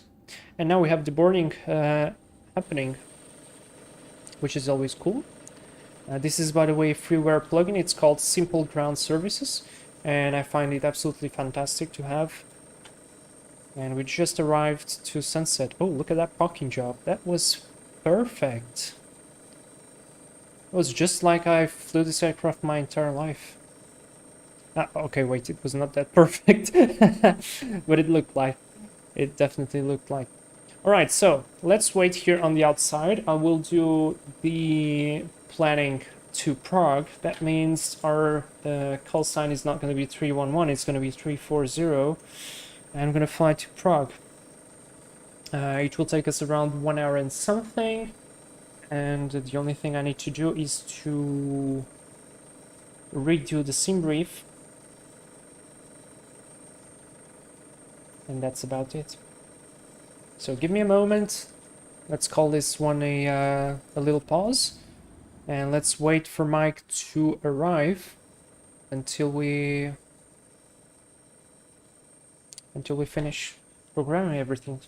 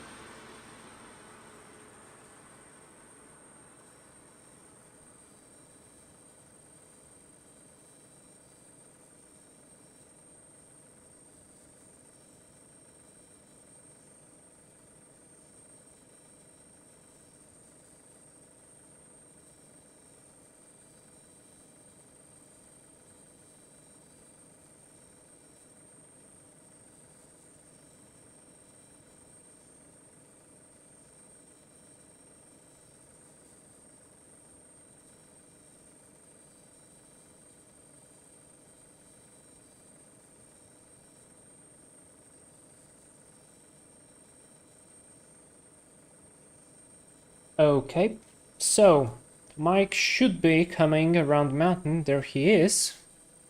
Oh, there he is actually. And it feels like he's flying way too fast, honestly. But alright, I've planned everything. So we have the sim brief all ready and set up. And he's going to go around.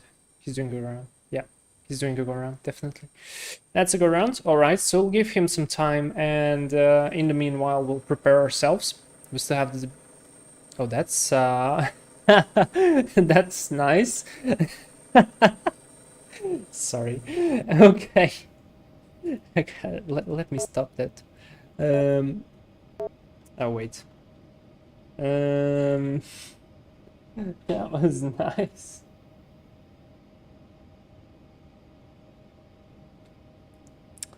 Okay, so let me stop the deboarding.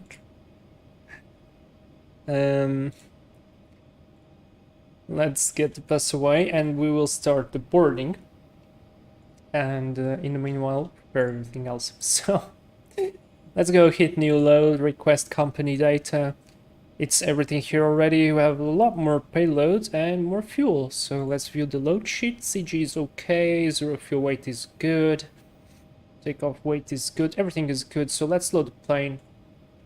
And the bus, as the bus disappears, select the fasten seatbelt sign on because now we have all the fuel ready for the next flight. Now I can call again the bus and it should arrive. It should arrive with the new passengers.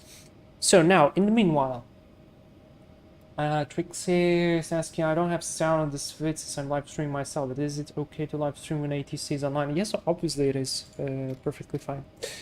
Let's go ahead to the route. This is all good, and we're flying to Prague then, so... This is the code. Why did I hear a door close?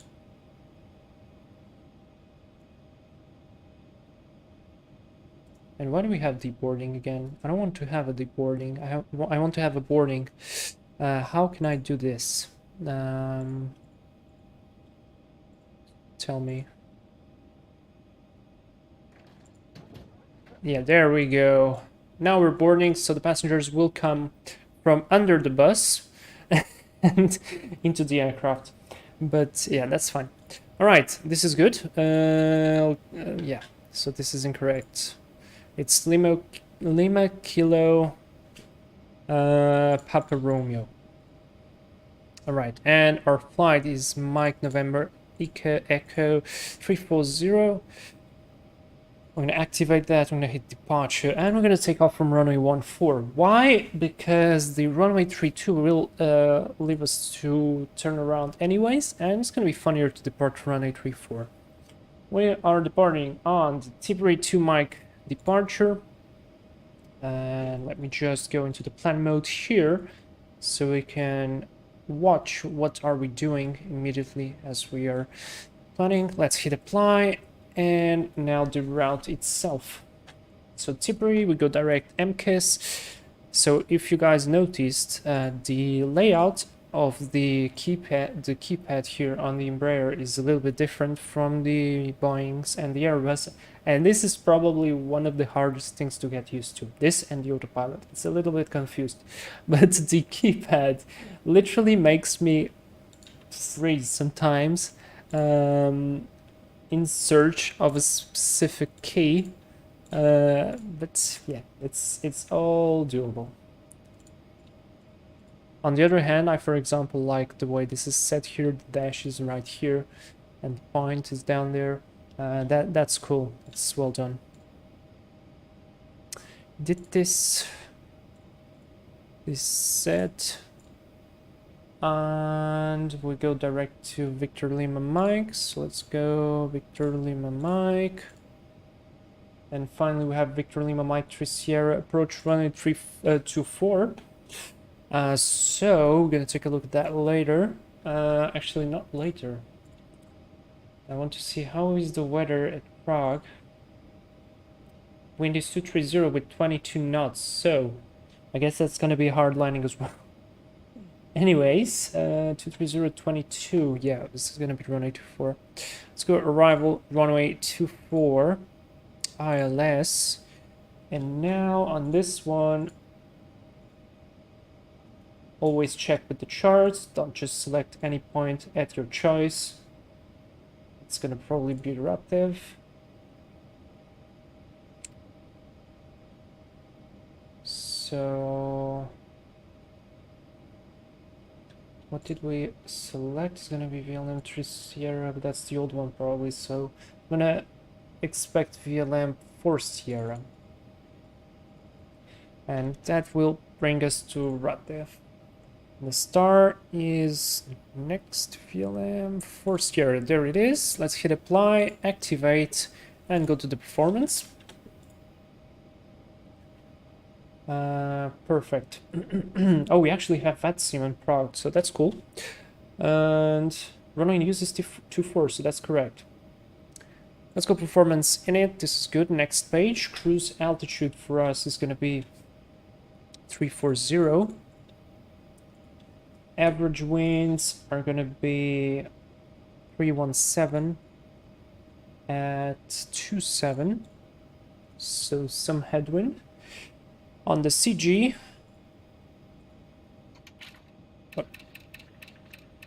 okay, I didn't know the window can be opened. This is cool, but please can you close it now? Yes, this I knew. Now I just want to close the window because I need the tablet. But this is cool, the sound actually gets there. Takeoff CG is 17 and takeoff weight is going to be 38,300. So let's go 38,300. And takeoff CG is 17. ISO deviation is +6, so just 6 here. Go with next. This is all set. Takeoff data set. We'll depart with takeoff 1 at this time, and not takeoff 2. So can we reselect this? 14, takeoff 1. And the weight is going to be 44.8. Flaps 1, wind is basically 0, temperature 20, NEQNH, compute. And there are our speeds, which are quite high. Let's see what, oops, let's see what flaps 2, compute. And yeah, these ones are better. Let's go with flaps 2 then. Let's send this to the FMS already. Mike is saying that he will not be flying to Bratislava. That is fine. Traffic 7 Bravo, 8 miles from that, we'll be doing a localized approach for runway 32. Okay, so he's doing the localizer to 32, so we'll have a first class view on his landing. That's good. Let's continue. So takeoff 1, FMS takeoff. Weight is already here, elevation is all good. Let's hit next. We're gonna use flaps 2, that's correct. Takeoff, let's go to the data link. Low takeoff speed, all is set. Flaps is 2, trim is correct. And departure limits, let's go ahead again with 1500 for the VNAV. So this way we're gonna have a little bit more power on the climb out due to the mountains. It will be useful. One thing I forgot to do as well is go to the thrust and select to climb 2 for a thrust reduction. So that will be a higher thrust reduction on the climb out. Good. All right. That's all set. So the route is set. Basically, you see that was really quick. We can go to the flight plan now and have a quick look. Sorry, at the route. How is it set? How is it done? This is all good. It's all calculated. That's all fantastic. And that's perfect. All right. So next.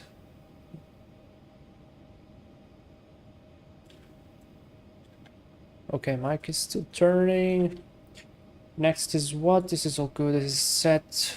Let's go to the route radio. 2000 340 is set. I need to upload the flight plan on VATSIM. And this is set. I'll file the flight plan. Which is good, and we are set to go. Okay, So systems, APU is still running, passengers are going on. Got to do the parking checklist, obviously, that's fine. And we'll jump straight to the before start checklist. Now this time we don't have to do any of the receiving checklist and so on. Let's say some hello to the passengers here and switch off the lights so they can see something. So yeah, it makes a little difference. Okay, let's start by closing the doors and preparing everything. I think Mike should be very close to the approach, so we'll be starting everything up and he'll probably land in the meanwhile and we will be exactly departing, so that's fine. So let's take off the bus, the stairs, the loader and the fuel. Close everything, door is closed, close the cockpit door. And fuel is set. So, one thing we forgot to do, and that's important, is to select. Traffic subject to 3 Bravo passing 1000 bound localized approach runway 32. Oh, there is Mike. Good. All right, let's go ahead and set our initial climb altitude. We're gonna set for 10,000. Hit the toggle button. Hit the auto throttle button and set the speed, which maximum in turn is 230. No, correction, 220. So that's all good. In this case, we're going to do a quick briefing, guys. Always remember to do the briefings. So important stuff. We're flying on Embraer E190, flight Mount Eagle 340 from Tivat to Prague. It's going to take us about 1 hour and 30 minutes. No TEMs are not checked. That's just for today's purposes. I want to skip that part and move quicker. The weather is good. We have very good visibility, light winds here. Only thing we can expect at Prague is at later stages of the descent is some possible moderate icing and moderate turbulence. Actually, moderate to severe icing below flight level 240 at around flight level 100. So that will be interesting to see how that thing goes. Continuing with the briefing, we're going to be using terrain radar auto here, no anti-ice. Start up straight on the gate. Turn to the right all the way to runway 14, depart straight ahead, wind is light, we'll depart with takeoff 1, flaps 2, and we are departing on an SID called Tibri 2 Mike, so that means Tibri 2 Mike, we have a transition altitude of 10,000, RNP 1, turn are not permitted before departure end of the runway. So that means that we cannot turn until the runway ends. And where is Mike? There he is. Let's continue. So Tibri, we do the first turn at 430 feet below 200 knots. Traffic turning final runway 32. Then we go to Tango Victor 141 below 220 knots above 4,000, where we will turn right to Tango Victor 146 at maximum speed of 230 at above 6,000, then to Vedur at maximum speed of 240 above flat level 110, and then off to Tibri above flat level 160. So we have quite a powerful climb out to do. So actually, you know what, let me set this to climb 1 so we'll have some extra juice on the on the climb out. I lost it. Oh, there he is. Let's go, Mike, you can do it. Butter it. Don't be like me, I just landed. All right, let's continue in the meanwhile while he's on the final approach. We have no special considerations, and we'll do the normal procedure in case of any abnormals. But if we have an engine failure or something like that, we'll steer ourselves into the sea and assess the situation, and then plan to return for a localizer 3.2 or a 1.4. Let's go, Mike. You can do it. Oh, that was a beautiful landing. Very nicely done. Alright, and that's the departure briefing done. Oh, I've just now noticed that probably you couldn't see Mike because of the departure briefing checklist. Anyways, let's go ahead, sterile switch on, red beacon on, system 3 electric pump on, and pack 1 on. This is all good, APU is running. And before start checklist, cockpit preparation full completed, fuel quantity is on board 6.5 tons balanced. Barrow 1021 is set, flight plan is set, emergency parking brake is switched on, auto brake RTO, fasten seatbelt switch is on. There is Mike. Takeoff briefing is completed, mobile phones on, off and below the line, takeoff date is set, windows and doors are closed, sterile switch is on, red beacon switch on, hydraulic system 3A pump on, steering off is displayed. Transponder now on TARA at 2000 and cockpit door is closed. Before start checklist complete, let's go ahead and start the startup.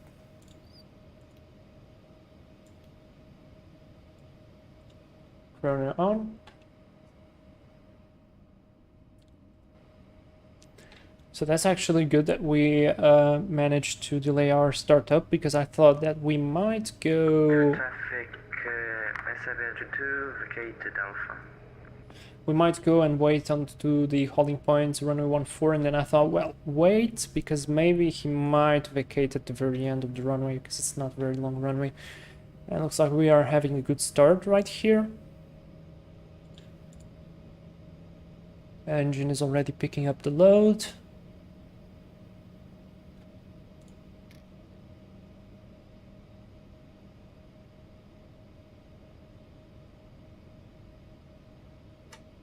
All right, that's good. Let's start number 2.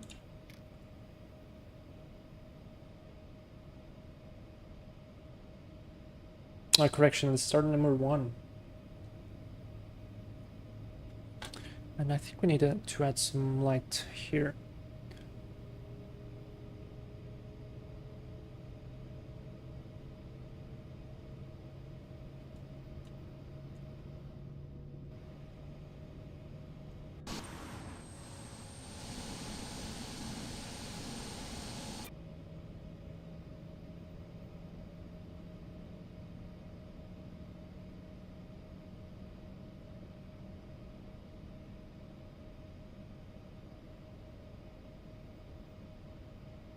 Just monitoring the engines, and we have a good start. So let's stop the chrono, reset it, and do the next. APU is off. Flaps 2, set already the trim, which is gonna be 1.9 up.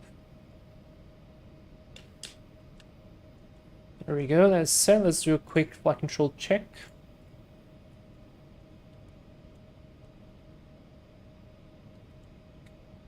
That is set. Rudder is good as well. Beautiful. Let me just scroll a little bit the heading here.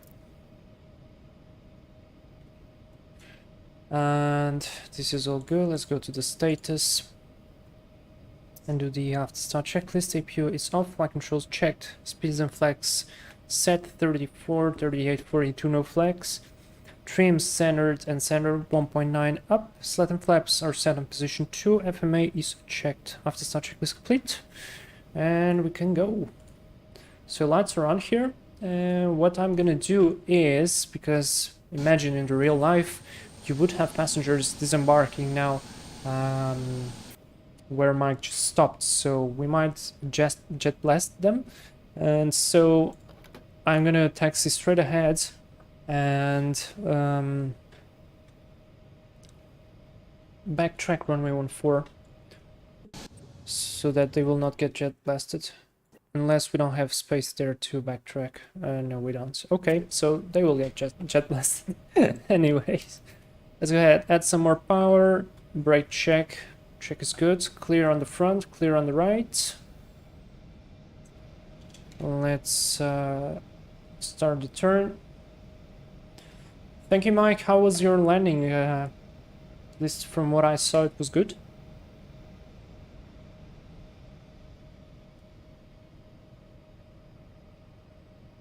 It was a difficult approach. Oh yeah, it was definitely challenging.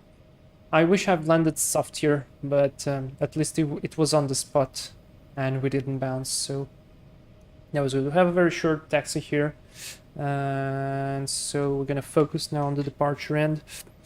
So let's go already to the actually no, let's wait a bit. Let's just taxi slower. Let's do some light signs here. Hello, Mike. Oh, I changed your runway because you couldn't land on runway 14 2 times. Okay, all right. Let's see. You were too high. Okay. So we're gonna repeat eventually this approach, and I think we're gonna clip wings here. No, we aren't. Okay, good. So I'm gonna add power now to get us to some speed, so you won't have your passengers jet blasted. Alright, beautiful. We didn't clip wings. And I'm now reduced the power as much as I can. We're gonna stop in the turn, so the next time we need to move, our jet blast will go to the other side and will not affect any passengers. Alright. Let's open a little bit wider here and turn in as much as I can. And stop about here. Set the brakes so you can see we're now pointing away from the aircraft. That is good. Let's do the before takeoff checklist. So the EFB is fine. Takeoff config. I have to remove the brakes. Takeoff, okay. Takeoff is okay. Runway 14 is correct. And cabin crew, let's advise the cabin crew. Brakes temperature is good. On the green, ECAS check, transponder TARA, and we're all set to go. So let's go ahead, hit the strobe lights, hit the inspection light. And let me check here on the map that there is one aircraft that I don't know if he's flying where. Oh, he's above us. All right. Right, so Tivat traffic, Mount Eagle 340, lining up and departing runway 14, correction 14, Tivat. Alright, that's good. Let's go ahead, brakes released. We have clearance to depart, lights are on. We have nobody on that side of the approach. We have some trees here on this side, but there is nobody there. So that is good as well. Lights are on, this is all good. Checklists are complete, nothing to say. Flaps are set. Okay, we're good to go. Let's go.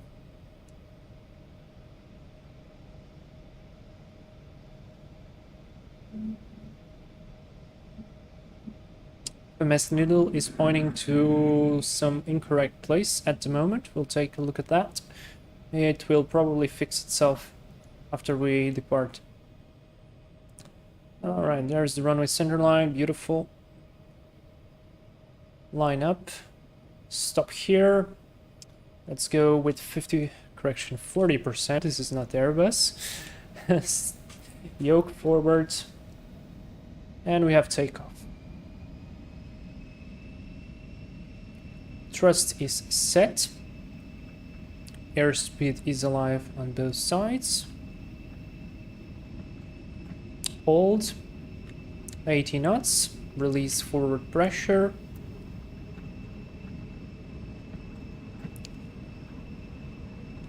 V1. Rotate. Let's do it slowly. Positive climb. Gear up. Remember to maintain center line until 500, correction, 400 and something, and 30. There we go, LNAV. And now we just follow the flight directors.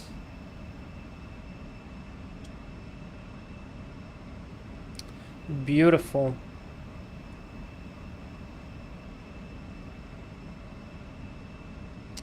And there we go, FPA has engaged. Still on takeoff 1. Let's go ahead and flaps 1.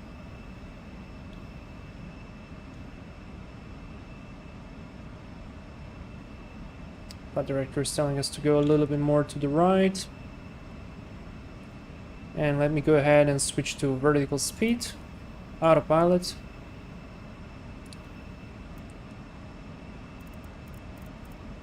Decrease the climb rate a little bit. Flaps up.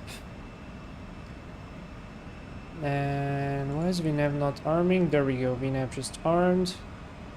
Throttle. Throttle. Switch these lights off. Flaps are up.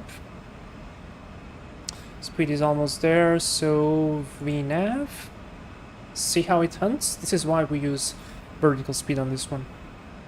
Climb 1 is armed, so VNAV for some reason was not arming. Totally. And there we go. Sync the heading. This is all good. Takeoff checklist. Flying gear up. Slats and flaps are 0 because checked. APU is off. And barrow is 1021 at the moment because transition altitude is 10,000. Transponder, correction. Air conditioning and pressurization panel is checked. Good. Beautiful, beautiful departure. Just look at that. Would you look at that?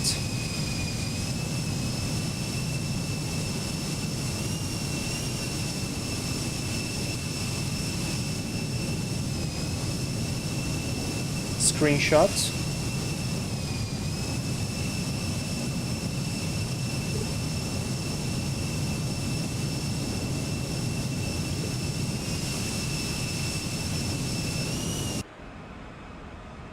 Alright, we're climbing nicely.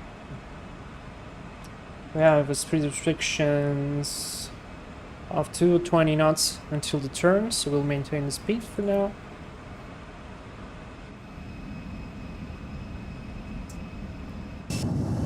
Man, the light is just amazing. Look at the lighting.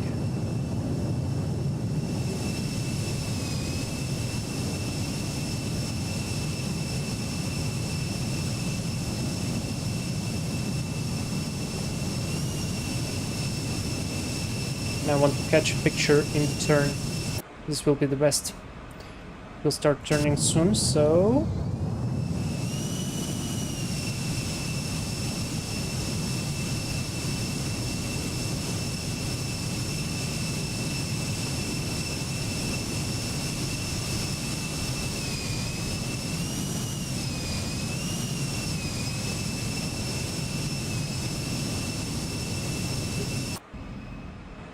Fantastic. Alright. Approaching 10,000. So we're complying with all the restrictions. 10,000 sterile switch off. Lights off. And this lights off as well.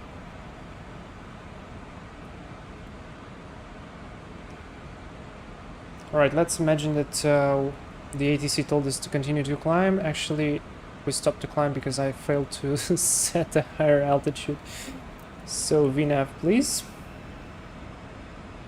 And our cruise altitude is 340.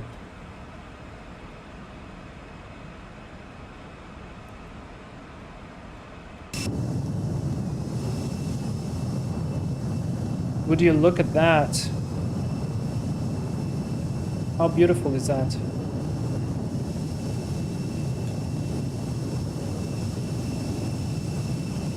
How beautiful is that?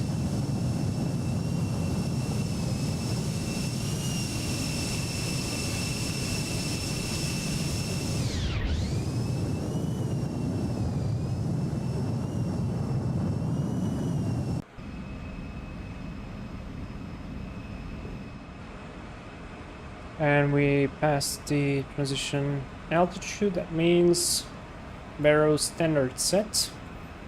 And we're off to cruise.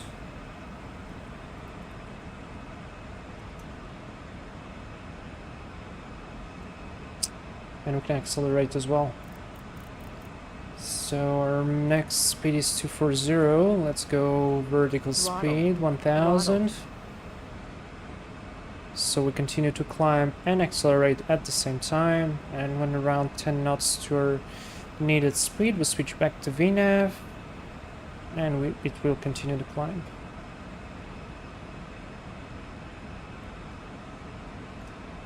Cockpit looks amazing. By the way, well done, Vlad. It was a really difficult approach. Oh yeah, it was. One thing I kind of missed is that how fast you would get close to those mountains. And so yeah. So we are complying with every altitude restrictions. We're well above flight level 110 now. So that's perfect. And in Tibri we have to be at flight level 160 or above. So we comply with that as well.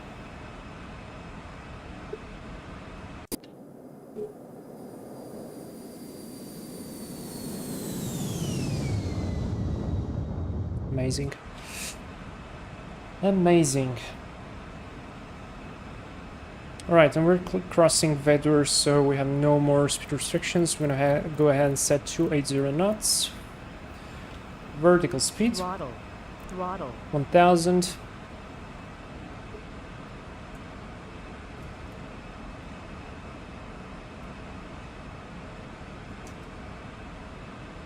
And away we go. And I'm taking pictures because it's beautiful outside. Beautiful lighting.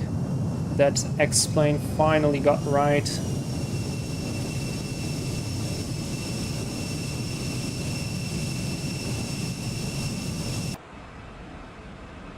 And we're not expecting any turbulence. We can switch off the passenger seatbelt sign.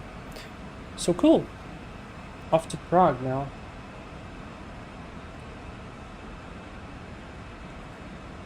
Like you're saying, I was descending to 5,000 and then I saw the lake and the airport and I understood I was way too high. So I decided to repeat the approach, but again, I was too high. So I think the trick here is to remember that for every mile on a 3 degrees path, you have to lose 300 feet.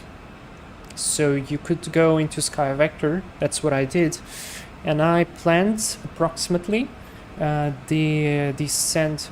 I watched the distance that I needed for the flight. So let me show you what I did. How can I do this? I guess like nope. Like this, yeah. So, see.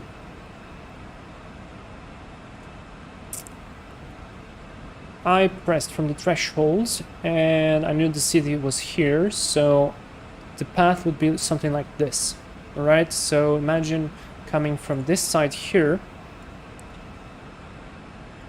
This is around 3 nautical miles, so at this distance here, you had to be at 1,000 feet. So here, this would add 1 more mile, so this is 1,300 feet, 400 feet, depending on the altitude, yeah? And this is why I thought that we had to cross these mountains at around 1,400 or 1,500, so it would be easy to catch, and we were well stabilized at 500 feet AGL. You're incorrect, 3 nautical miles per 1,000 feet, 333 feet per nautical mile. Yes, I know, but you honestly think that 33 feet will make a difference when you are descending on such light slope to catch? It is important to find to have the 30 feet when you are on the precision or something like that. But here it's just an approximate calculation. So if you would be here at, let's say, 1,300 or 1,400 or 1,500, that would be a perfectly fine altitude for reference. And then you would see the airfield, see the PAPIs, and coordinate yourself. So yes, 3 miles per 1,000 feet, that's what I told here. But then adding 1 mile here, it's going to be around 1,300, 1,400, doesn't really matter. You just want a reference. That's actually why I said I have here on my notes 1,400 to 1,500. So I prefer to be a little bit higher, and I probably added that margin because the airfield is at plus 200 feet. Correction, at plus 20 feet. So I even accounted for that 20 feet. So yeah, that's basically my take on it.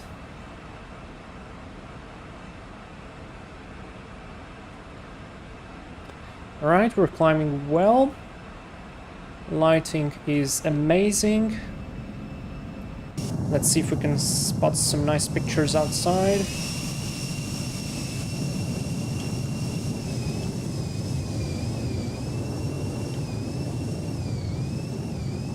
Nah, I don't think. I don't think for now. Alright. Good, let's set this on the flight plan. Let's go like here. One thing I forgot to do is set this to terrain, but honestly at this point it doesn't matter. So, can I please switch this? Ah, I can't turn it off. There we go. Alright. There we go. The vertical profile here is amazing as well. Very useful functions. Passing the mountains before the lake was difficult for me.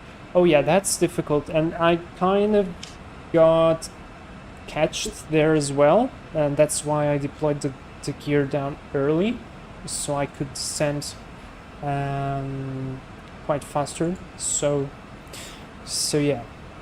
But that's, I think you have to stabilize yourself with flaps or flaps probably 2 and gear down to catch the profile, because that's quite a steep of a descent there. Nice. Alright, let's take a look at the cabin now. Yeah, you definitely can see a difference when it's lit up or not. Definitely. Let's leave it with the lights on, and we can continue calmly to our destination. Maybe it is the power of Embraer to do good approaches. Maybe, I don't know. Oops.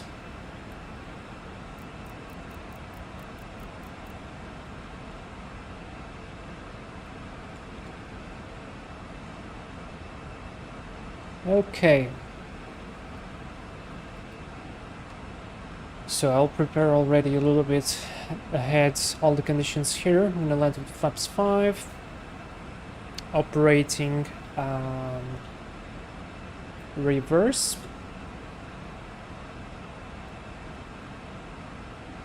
And let me check the weather at Prague. Wind is 220 at 14. No, correction, is 240 at 23.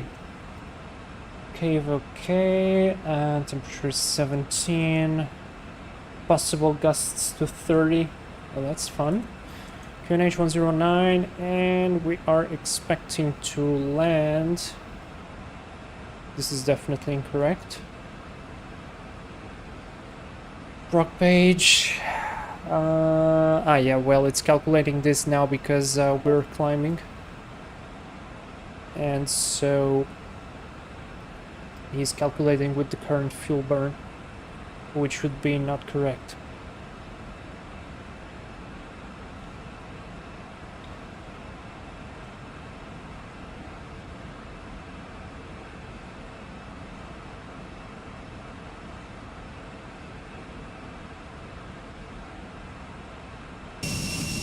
Oops, sorry.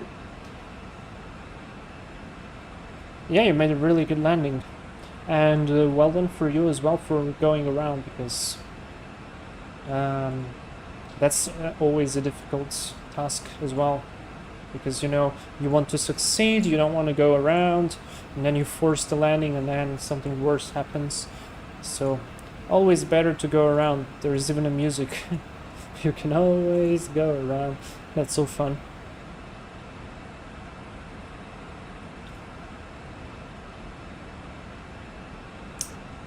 Okay, performance mode, this is good, this is fine. Soft and in the zone. Mine was in the zone, but not soft. But that's fine. We're gonna improve the landing now.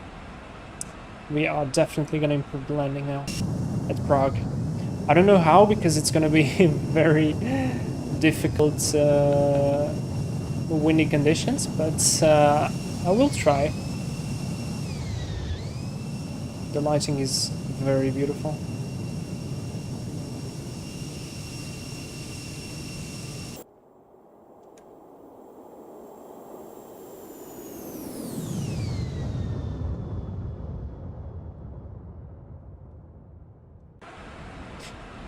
Okay, flight level 300, that's good. I want to see the registration.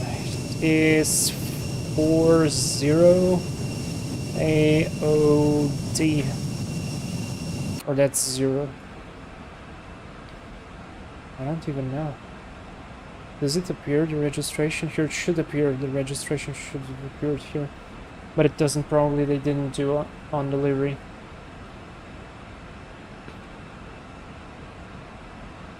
You should try runway 324 landing. Yes, it's much easier, but it's beautiful as well. I will do eventually.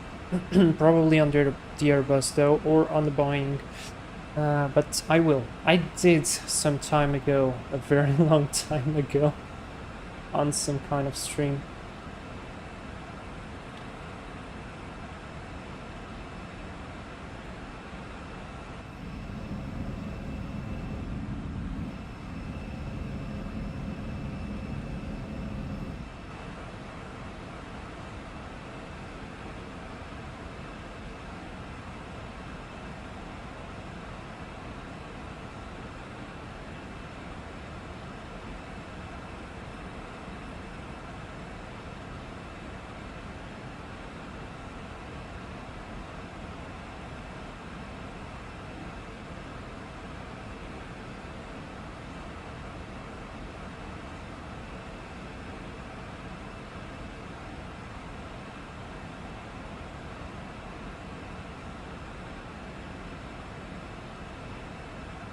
So let's see if we're gonna have ATC still in Prague.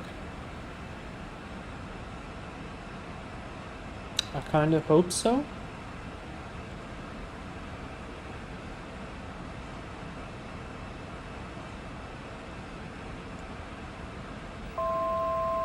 $1,000 to go, and let's decrease Throttle.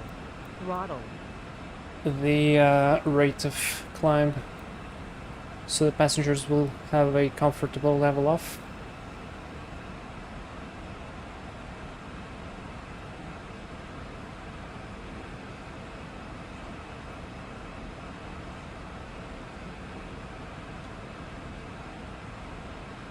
And I'll go ahead and prepare myself for the landing in Prague. So first of all, I want to see what type of ATC do we have there, if we have approach or not, and if he'll give us vectors on, or if he'll give us a direct to.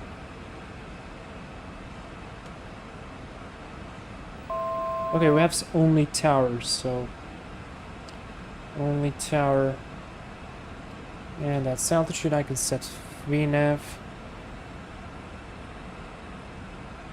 and there we go, we are at cruise. Beautiful. This is one thing though that annoys me. I don't know if we can reset this or not. Oh, hello, what's happening with the altitude here? Come on, plane. Can you recover? Throttle. Throttle. No, he can't. Let's help the plane to recover. That was a very steep descent for no reason. And let's hit VNAV now. Okay, he kinda lost itself. That's fine. We lost 1,000 feet there. A couple of passengers probably feel sick now. But that's okay.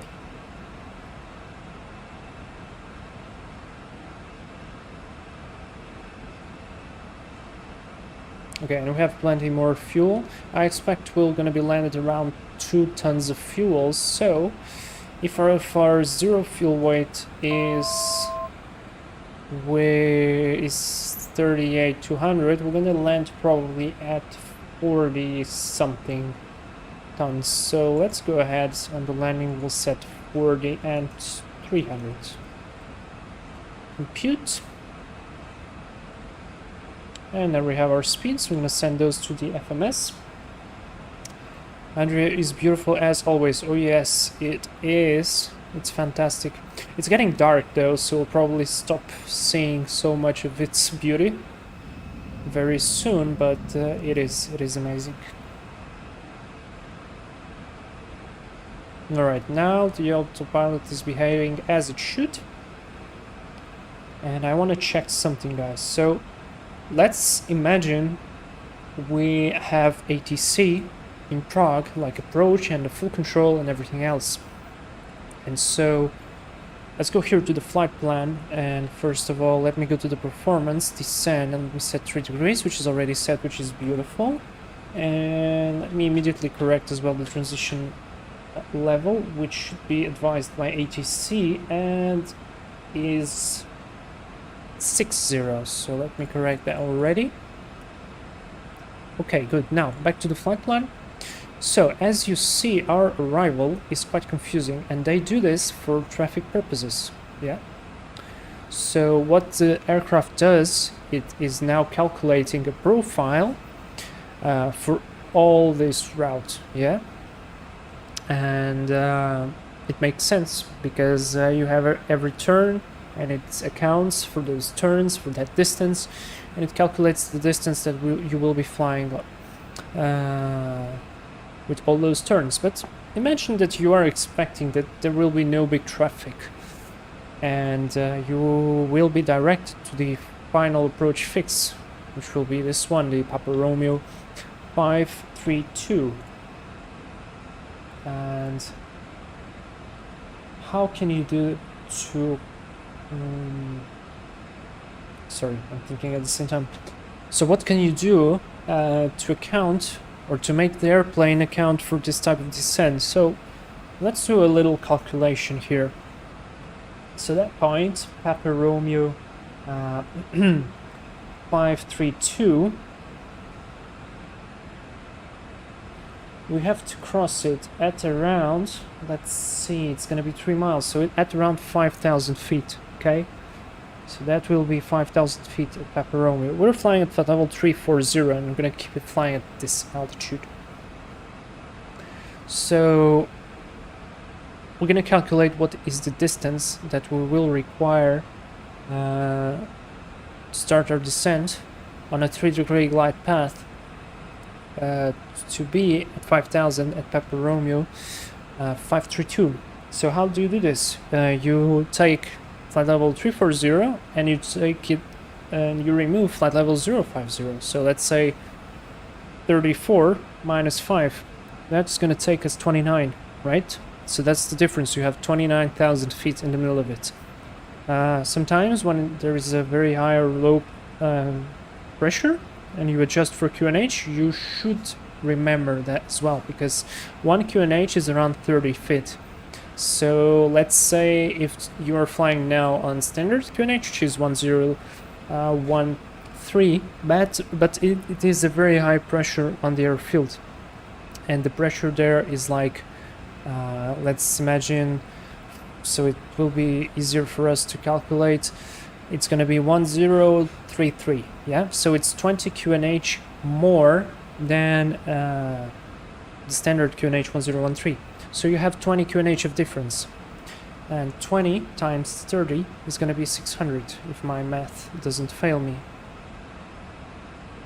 Yes, it is. It's 600 feet. So you can make your calculations based on this technique, and then you adjust the QNH, and you are 600 feet higher than you wanted. So sometimes you have to remember that as well. On this occasion, on Prague, the QNH is 1019, so it's not a big difference. The difference is only 6, so 6 times 3 it's 180 feet, so it's not that big of a difference. So the aircraft will easily catch up with the difference. But yeah, continue with that. So we have 29,000 feet of difference. So that's 29. Now 29, we time that times 3. Okay, so 3 degrees. I don't know if that's because it's 3 degrees or not. I don't think so, but that's the formula. So you multiply the altitude difference by 3. That is gonna set us at 87.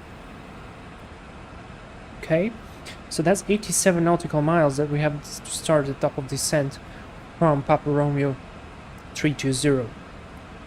Alright, so now, because this airplane does not have a fixed info page now, it will be quite difficult for me to see the exact distance from what point and what not. Can it be or not? from there. So we're gonna do another step.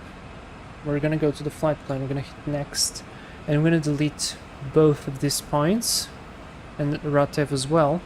So let me find Ratev, and let me just see. So yeah, the bug continues, so I can't press cancel. It keeps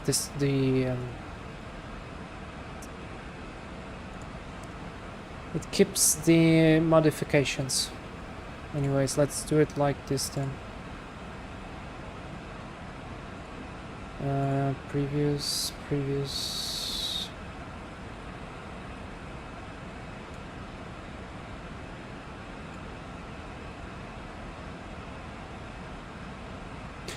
So if I could press cancel and see the modifications, the airplane would have calculated the pattern that we would need to be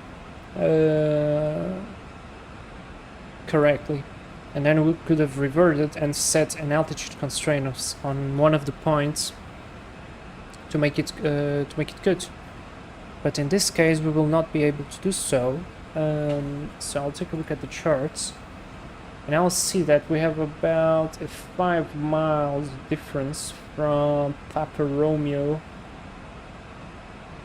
Actually, no, it's a 10 miles difference from Papa Romeo 572 to Papa Romeo 432. Okay, so 10 miles, that's around 3,000 and something on altitude.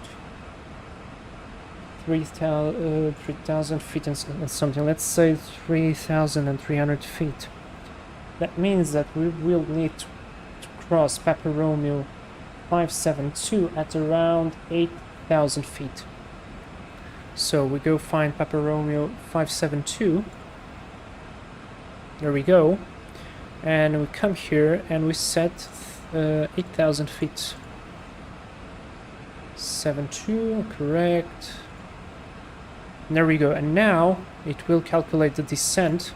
It will be further away.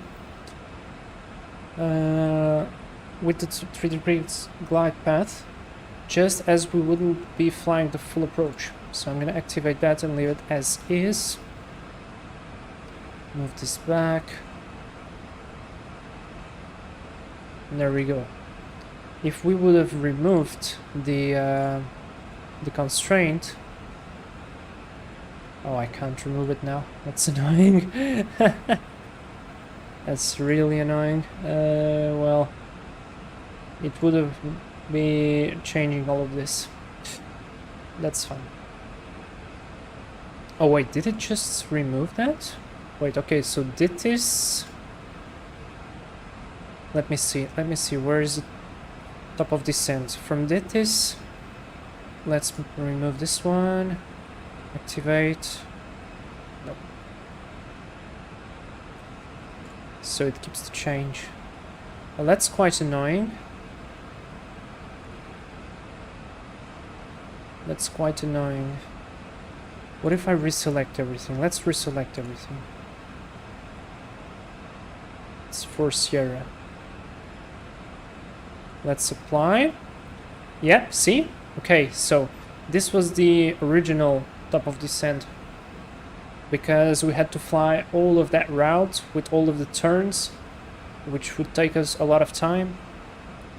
So basically, if we go to the flight plan and we go...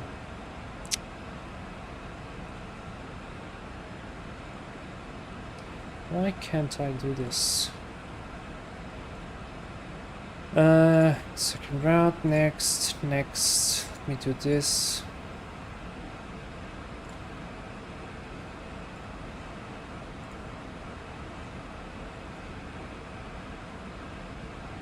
Did I just find a bug?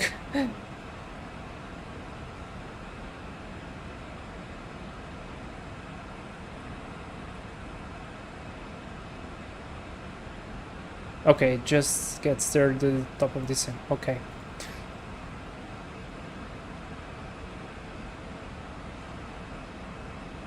So the top of descent coincides with this point, which is the... I can't understand what point is that.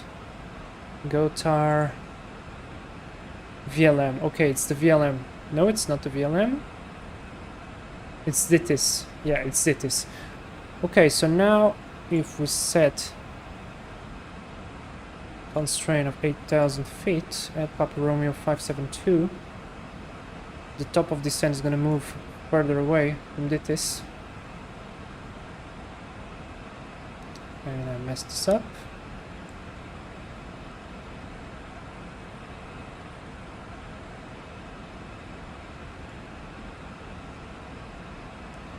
Let me activate it.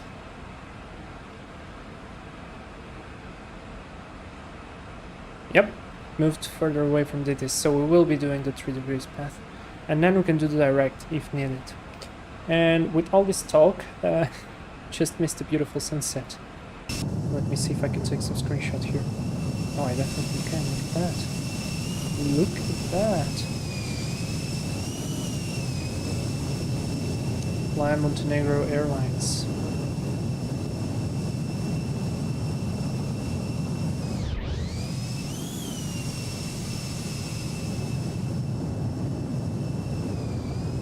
Look at that lighting.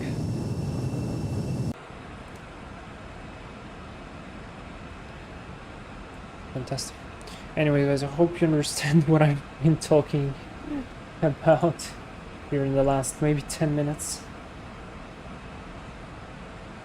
Yeah, sunset's amazing. Just wanted to say about the sunset. Okay, alright. This is all good.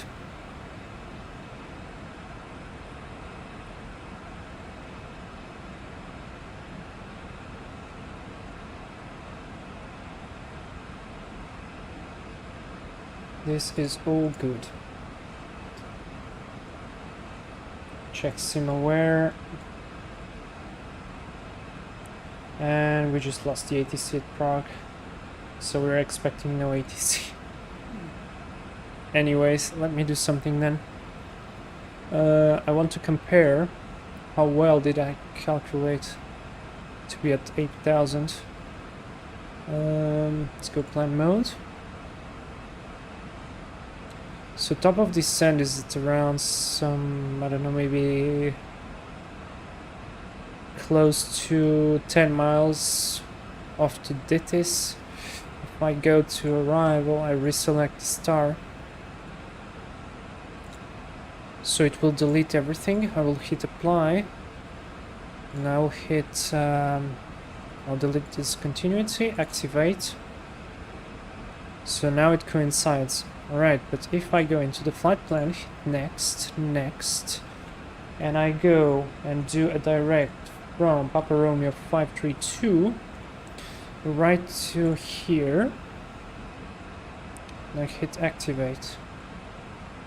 Yep, there we go, see, it coincides, so my calculations were good. Perfect. Maybe it would be a nice idea to leave time codes of your explanations how to do something.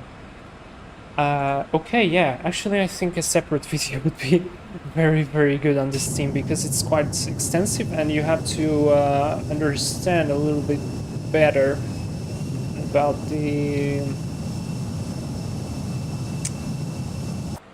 all of this idea of the descent. Auxilius, hello, where are flying today? Well, we are departing, we just departed.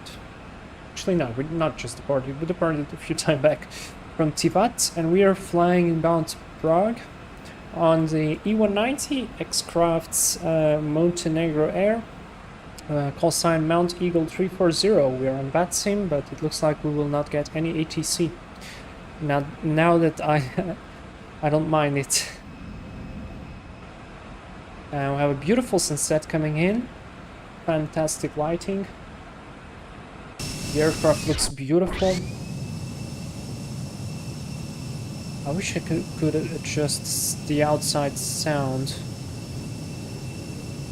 This is interior F-mod, no, we don't, but that's okay.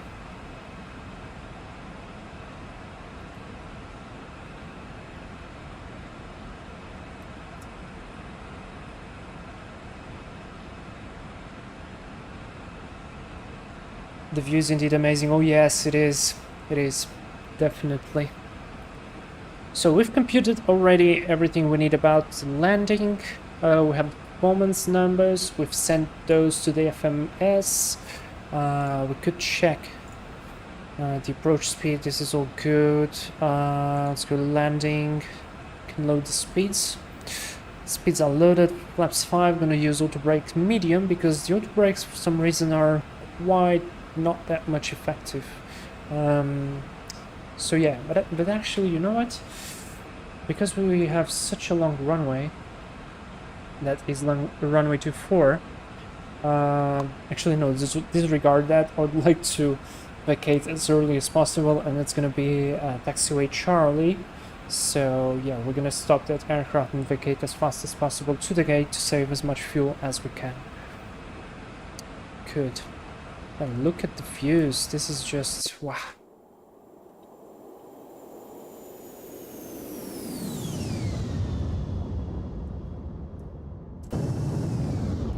Let's do a little cinematic transition here with the aircraft.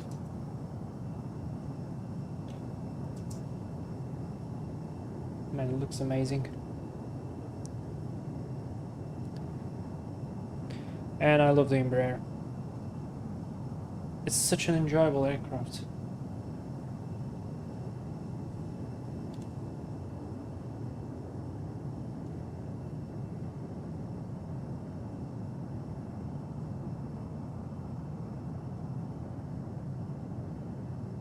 It is really, really enjoyable. I would highly challenge everybody to get it and to learn it, because it's really, really fun, really good. And lots of fun. So this is Air Montenegro. We're gonna probably park somewhere not at a gate, if you understand what I mean.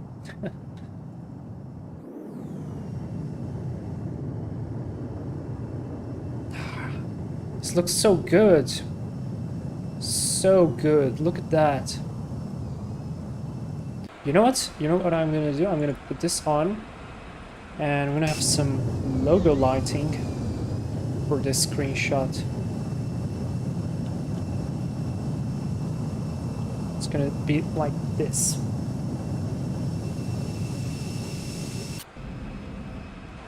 Alright, screenshot taken, logo light off. Yeah, fantastic.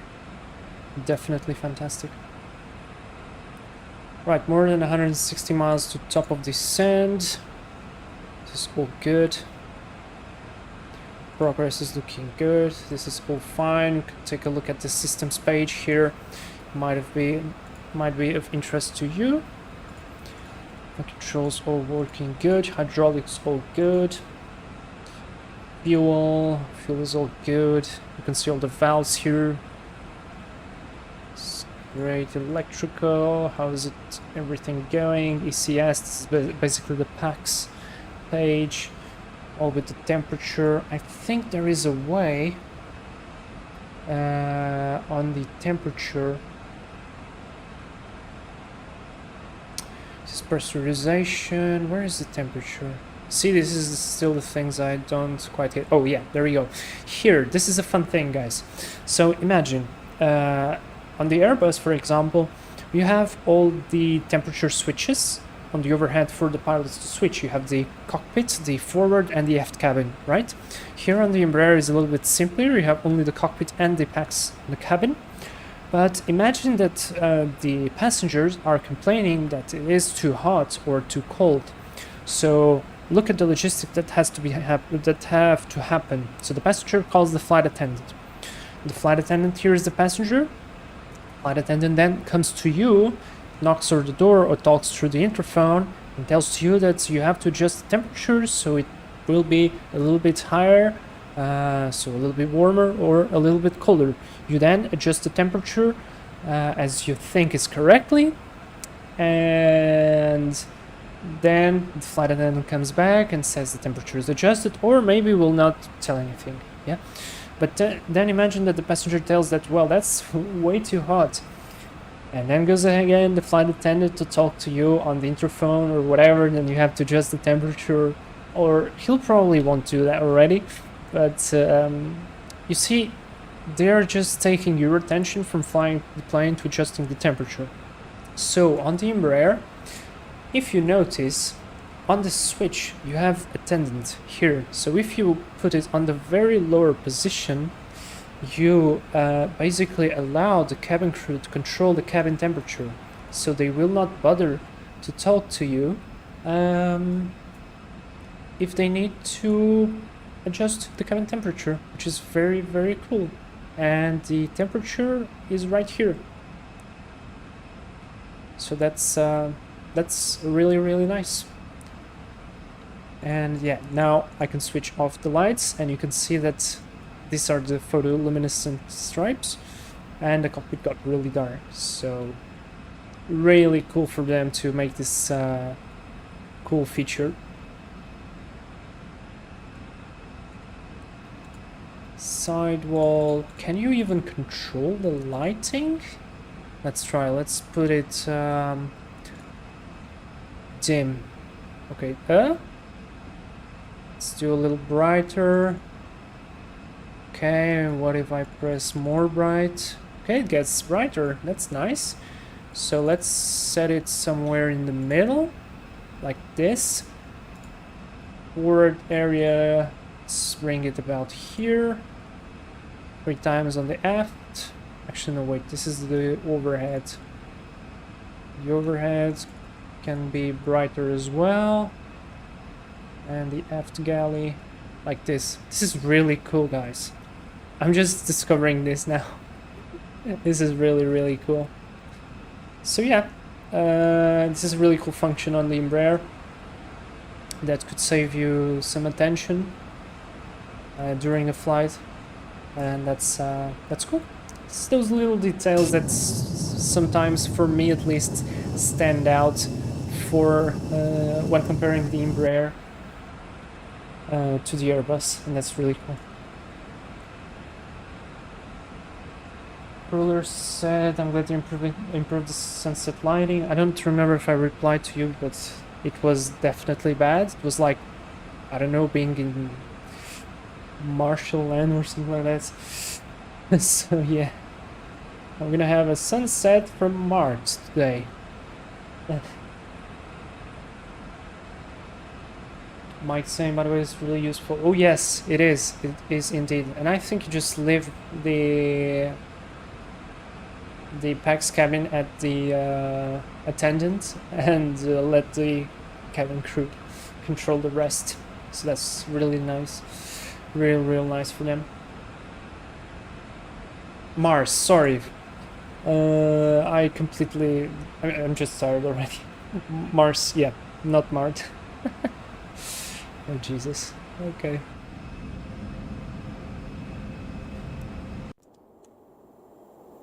Man, it's looking so good.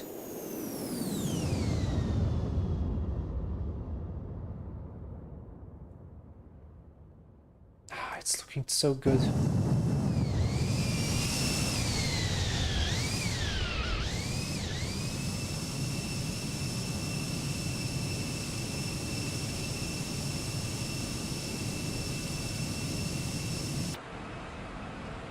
Alright, so top of descent is in 160 miles. That's good, guys. What about we do the arrival briefing and I finish my preparations for the ILS? So, another different thing, how we do this on the Embraer. And this is another very cool feature. On the radio panel, in the real aircraft, it auto-tunes the frequencies of the ILS automatically. On this one, I don't think it does. So what we're gonna do is, instead of scrolling them in like we do on the Boeing, on the older ones, at least not on the newer ones, we can just write 109.1. And why is it not going on? This is a failure. No, it worked yesterday, come on. Alright, so I have to set the point. But I shouldn't be needing to set the points. Let's say 1228. On the comms it works. Well, fail.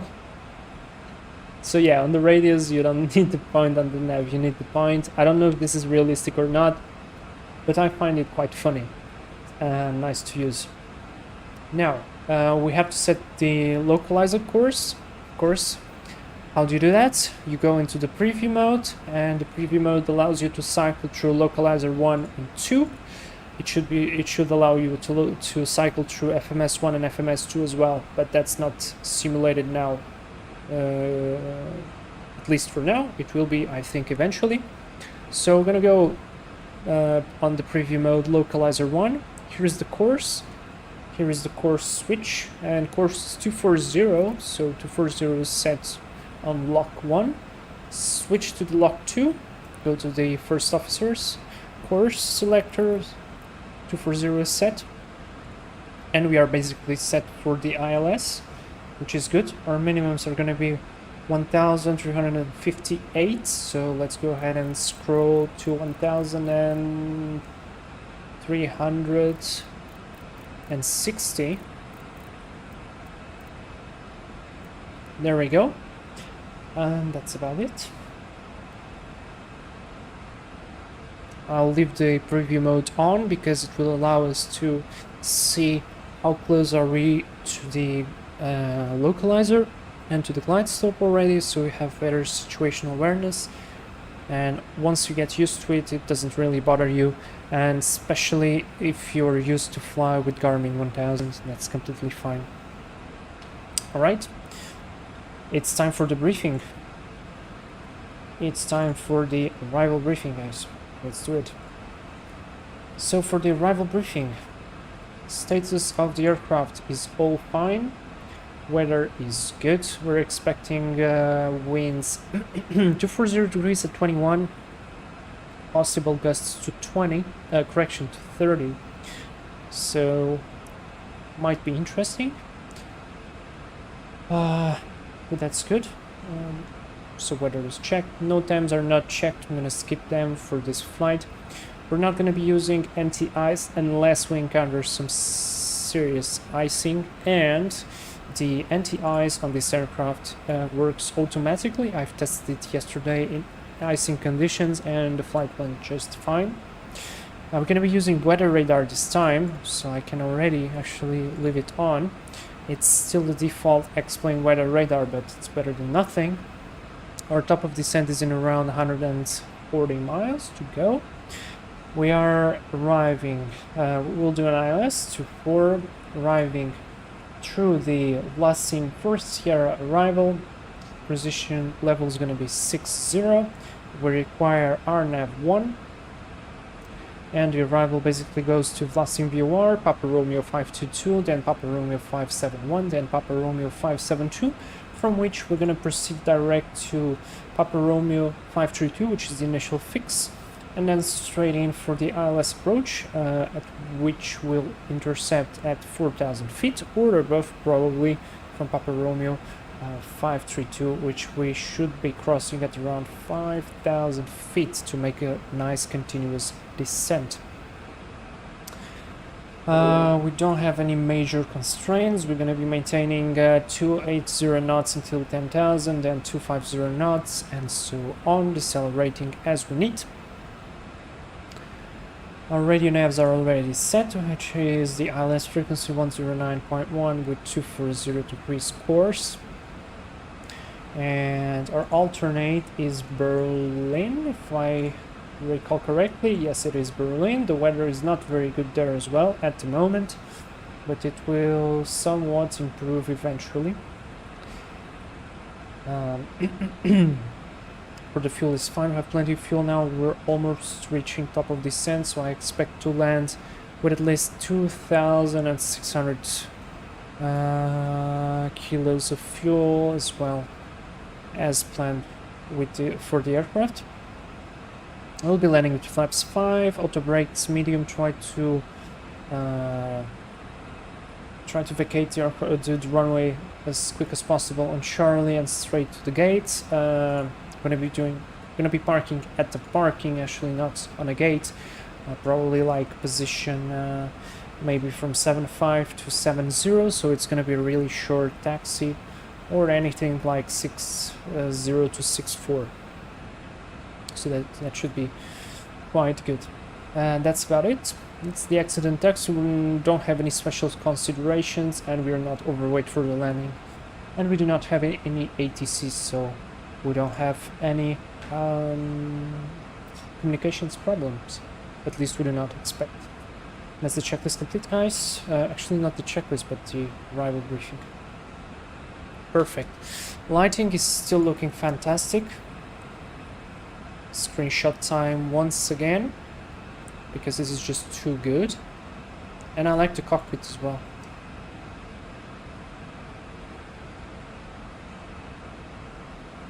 The only thing I miss, which I really hope they will add eventually, is the lights in clouds.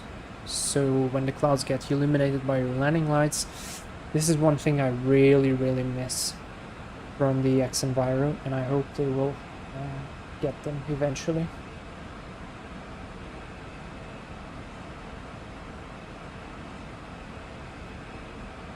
Resync the heading, always good to have. Yeah, lights in clouds is amazing. I think it's almost like a must. Once you taste it, you cannot go back. So it hurts me to have these clouds without the lighting effect.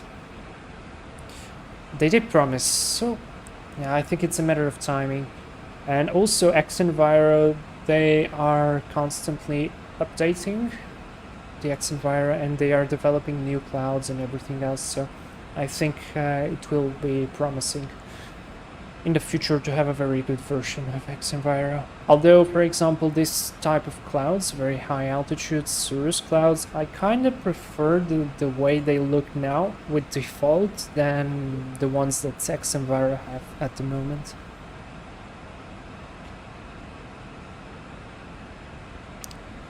Alright, we're beautifully cruising about 100 miles to top of descent. It's all good. Aircraft is flying very nicely.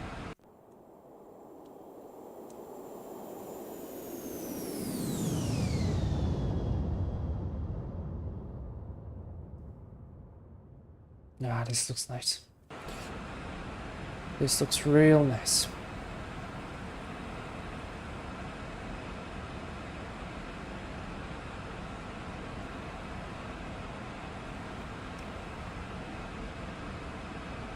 So I'll try to not to forget to do the descent checklist on this time.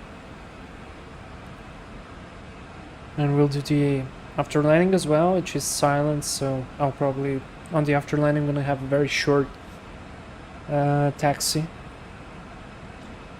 So I'll probably do it just silently, and then we'll do the parking checklist.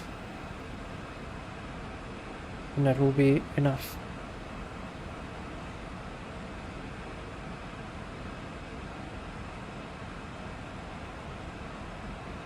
We have a 25 knots headwind, so actually it's not 25 knots headwind, it's a 9 knots direct headwind. But yeah, it's giving us a hard time, and I don't want to fly faster because we're flying economy now. Anyways, guys, for the next flight, I'll tell you now, and I'll remember to say again. The next flight is gonna probably be a long haul or some sort, and it's gonna be a video. So you can vote or suggest what flight would you want to have for the next video. Because I'm not gonna do only streams this time, I'm gonna do videos as well to have a little bit more of a condensed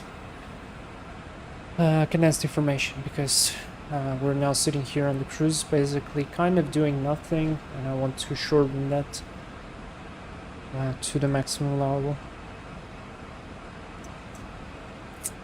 Let me see one thing on the approach descends, approach speeds. landing in it. We have to change the weight here.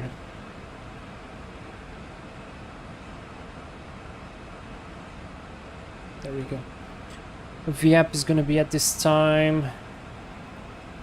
134. 134, I'll do it 135 because of the wind.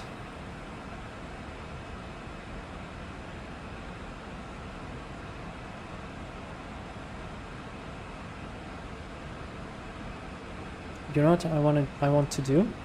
I want to direct from this to the final approach point. How about that? It's gonna save us some time.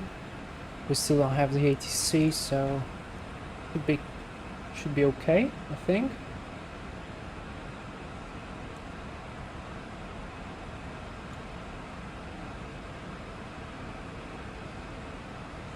I think it should be okay.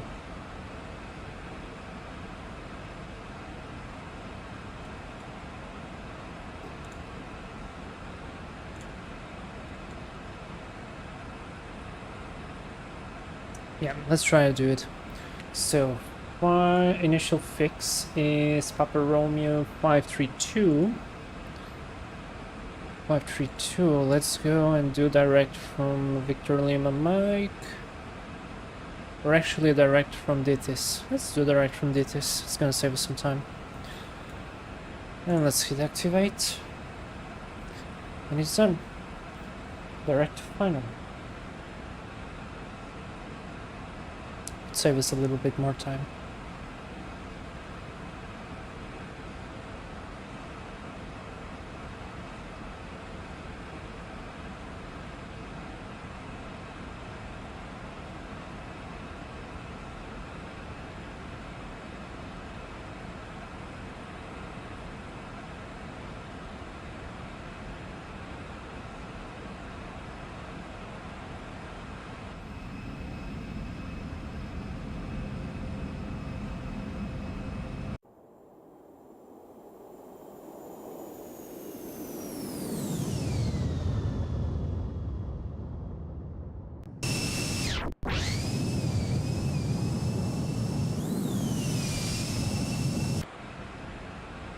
It's looking really good, and we are looking to have some type of clouds up ahead, so I would expect some of the weather, the icing and turbulence.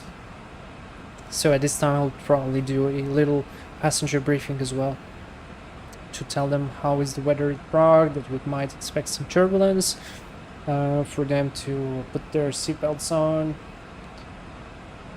and to follow cabin crew indications. All that talking, you know what I'm talking about.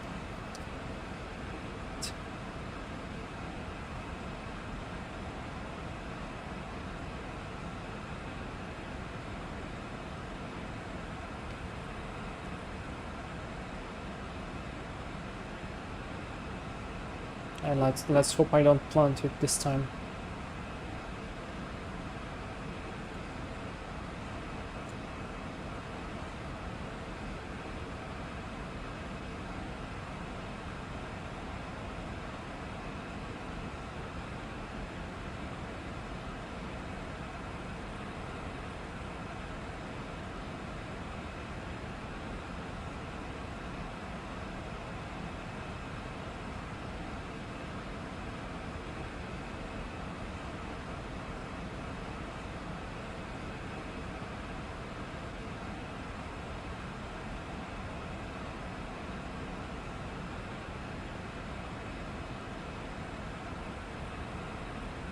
Butterfly, I am doing my programming task. That's good. Good luck on them.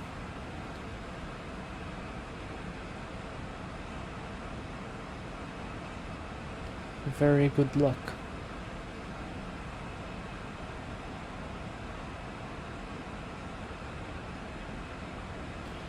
Looking nice. Around 50 miles to top of descent.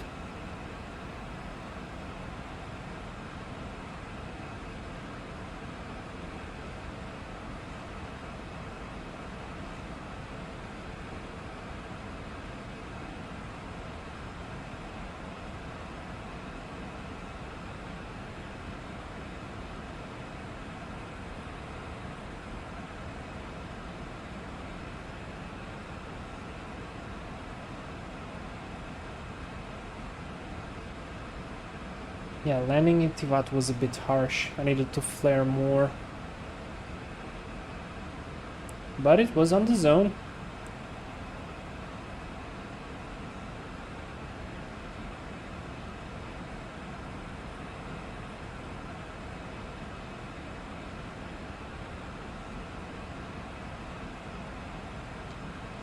So it's all good for me.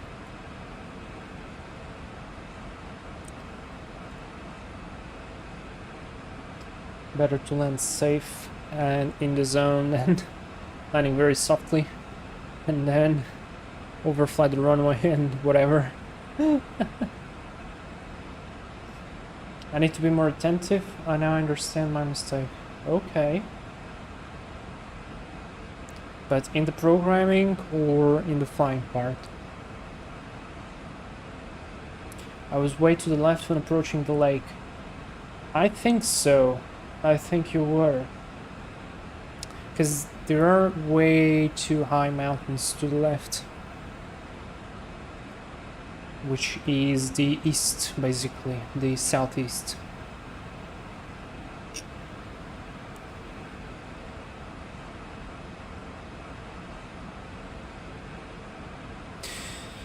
Okay, so we do a straight descent. I'll set 5,000 to start.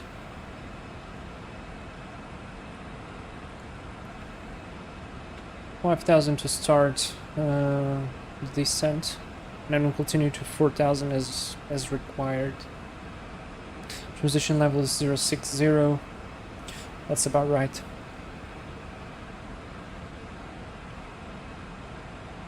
We kind of managed to fly around all ATC available because we had a Croatia ATC when departing from Belgrade. We had like Albania or North Macedonia ATC, so we flew between two ATCs. And now that we're flying, we flew past the Hungary.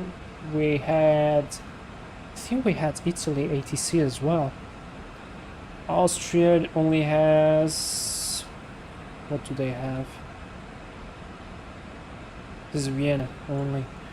We have Prague, basically Poland, and München radar is on, and we flew in the middle of all ATC possible. It's quite fun.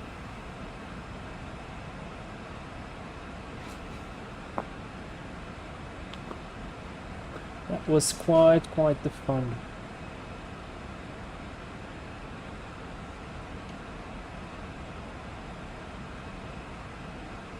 Alright, let's do the descent checklist. We're approaching this top of descent. So approach briefing was completed. If you guys have any questions about the approach, you can always ask or find ways to improve. Mine or yours approach, always go ahead and write your comment or send a message, I'll reply. The minimums is 1,360. They are set. Landing data is set as well. Our approach speed is going to be 135. ECAS is checked and fasten seatbelt switch is going to come on now.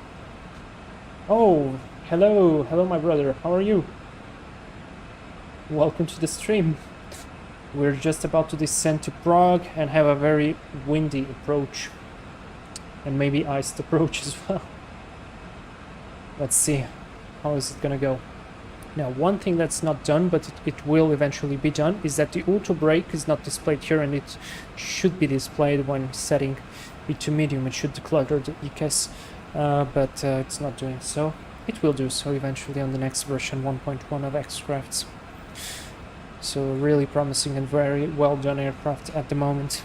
Huge potential to be the best Embraer. And as soon as we have FMS speeds, which is basically the managed mode on Airbus, it's gonna be amazing. It's already very good, and it's actually good practice to manage the speeds yourself. You always get more proactive, so that's cool.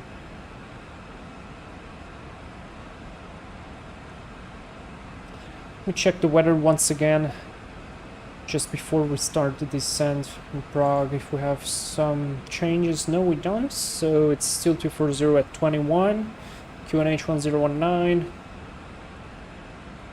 I'll write here, and temperature is 17, still same QNH. I'll just leave it here so that I have the QNH information here. It's like the 80s. In case if I go around, we climb on 240 degrees to 4000, then radar vectoring will be provided. This is one thing I forgot to mention on the briefing. It's very important, is the go around procedure. So it's good that we revised it, because it can happen, and when it will happen very quickly, and you will not be prepared enough, and then bad things will happen. Alright, vertical track advisor is on. I think it's called like that. It's VTA, which is basically this thing here. And please start to descend soon. Yep, there we go. Path. Engage. There we go. Vertical speed. And one is decreasing beautifully. And we'll maintain Mach 7.6 through this descent until it switches off to knots only, to indicate the airspeed, and then we'll maintain 280 until 10,000.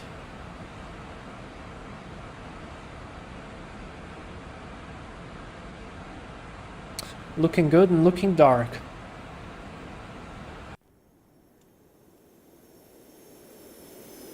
You can barely see it, but it's there. Oh, the Minecraft clouds. There they are. Wait, they were there. I saw them. Okay, I can see them now. Never mind, but they were there. Direct to final. I want to check again if we don't have any ATC. Okay, we don't. That's good. Although it would be funnier to have some ATC.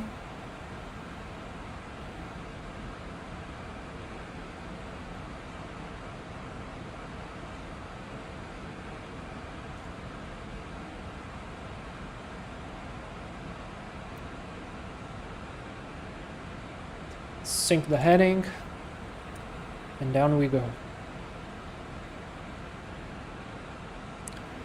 Spot sign is on, the rest is all good. Cabin lighting, we can dim that for landing. Ceiling, that's way too dark.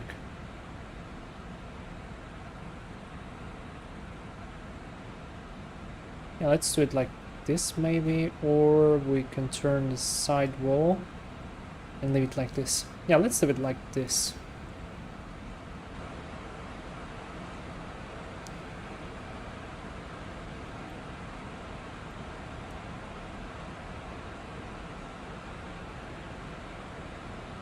Right, descending nicely. The aircraft is following the profile. It's 3 degrees glide. This is very good. We just need to manage the speed at this moment. Like I said, saying I have usually approached Prague at night. Okay. I can't remember the last time I flew to Prague, so I like this place very much. That's nice. Actually, no, never mind. I think last time I flew from Prague was with you or with Emil. We were doing some flight to somewhere else. I can't remember to where. It's to something like Dubrovnik, I think. Maybe. Right, we switched to indicated airspeed already, so let's maintain 280 knots. Continue to monitor the flight.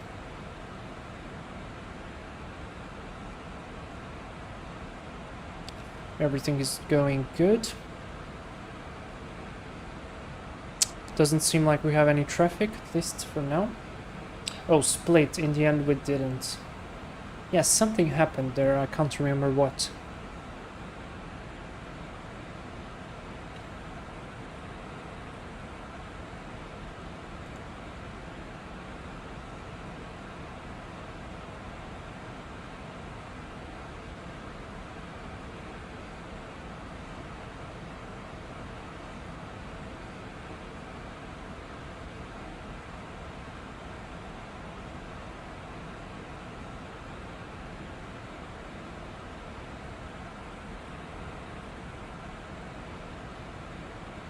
Weather. What did happen in Split? I can't remember. Weather? Oh, did we divert that time?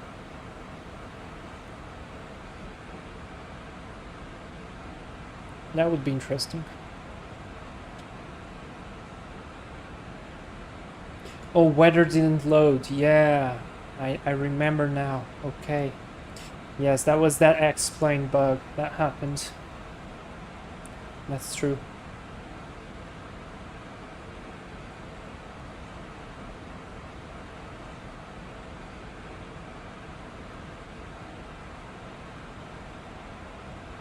You rage quit.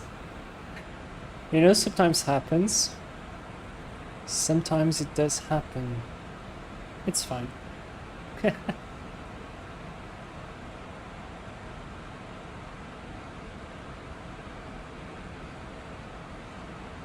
Ground speed 370 knots, that's good.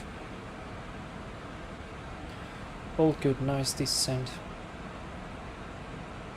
It really helps to have the vertical display of your profile. It's really good.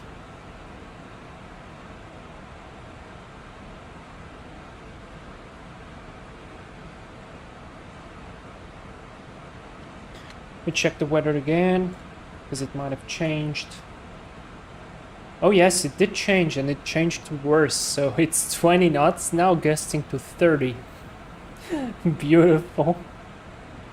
Temperature is 16, and ceiling and visibility is okay. Same QNH. Alright, so we're gonna have a very windy and funny approach. So be it. So be it. Yeah, the wind is actually constantly increasing as we go. So it's gonna be fun.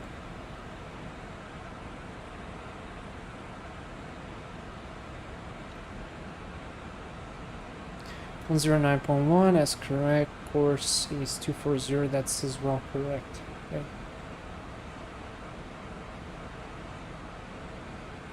Passing flight level 200.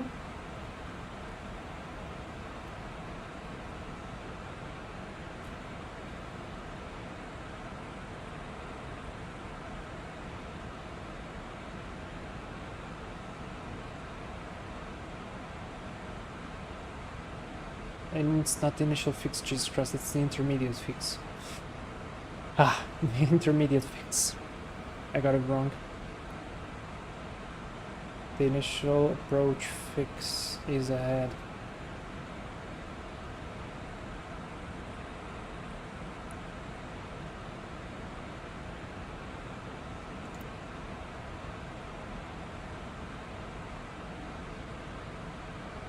$40 to the intermediate fix, and we're approaching some cloud, definitely.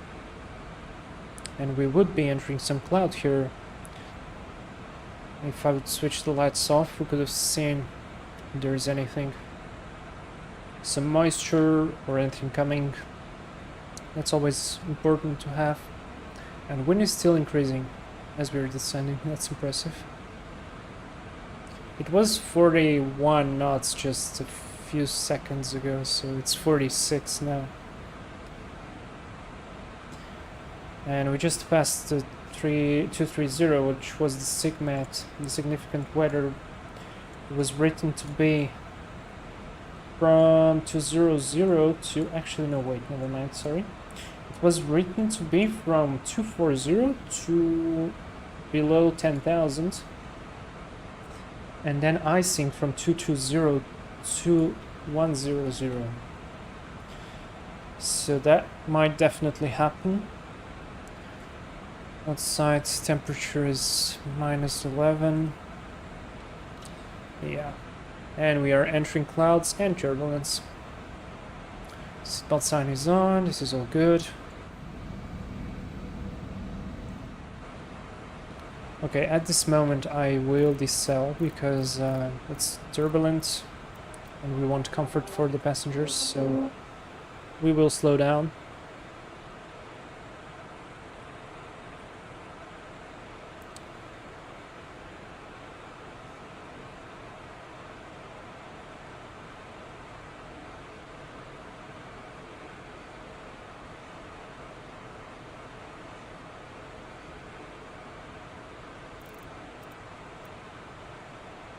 But the weather radar isn't picking anything, so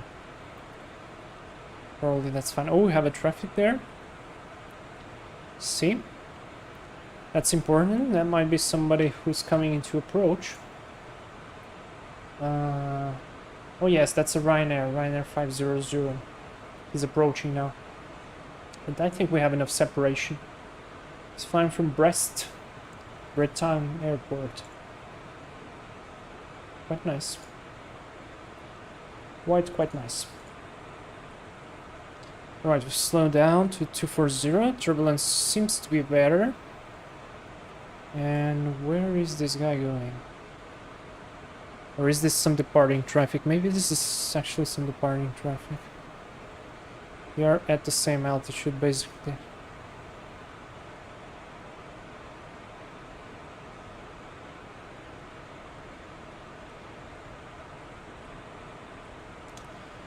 Prague traffic, Mount Eagle 340 inbound, Papa Romeo 532 is 26 miles out for an ILS approach 24, Prague. Just in case.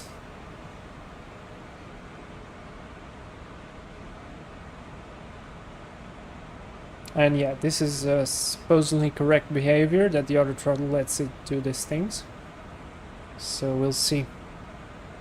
I think that's the Ryanair. And I wonder what is he doing.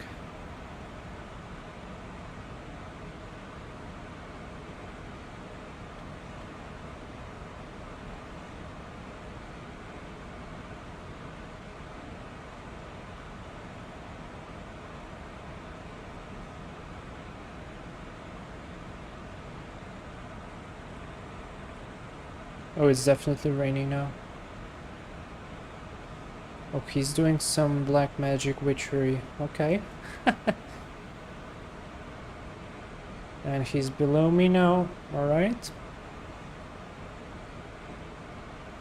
Is he going somewhere else? Maybe I've just changed... No, he's going to Prague as well. Okay. Well, I maintain this speed at least for now. 120. Just past 120.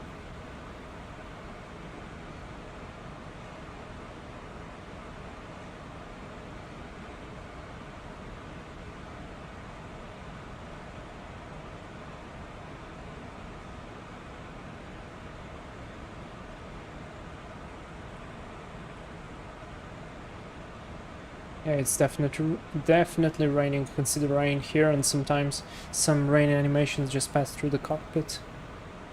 So definitely raining now, definitely icing conditions. Let the anti-ice do its work. Okay, Ryanair has gone somewhere else.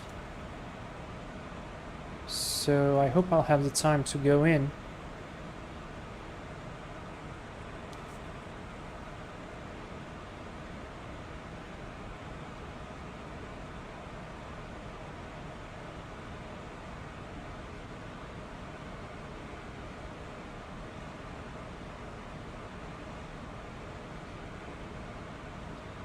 And we are approaching 10,000.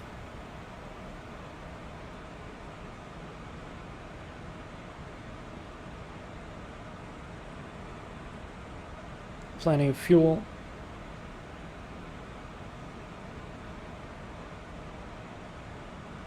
Sterile switch on, lights on, logo light and inspection lights on. So the people can now see how bad the weather is outside. Oh, Jesus. Alright. Position level is 60. Ryanair has gone way out. Alright, so that's not a problem for us anymore. Which is very, very good. Let me go ahead and set already QNH 1019. So see how the vertical, how we went just a little bit above the track. So if this would be a big difference in QNH, the track would have gone 600 feet, for example, like we did on that calculation.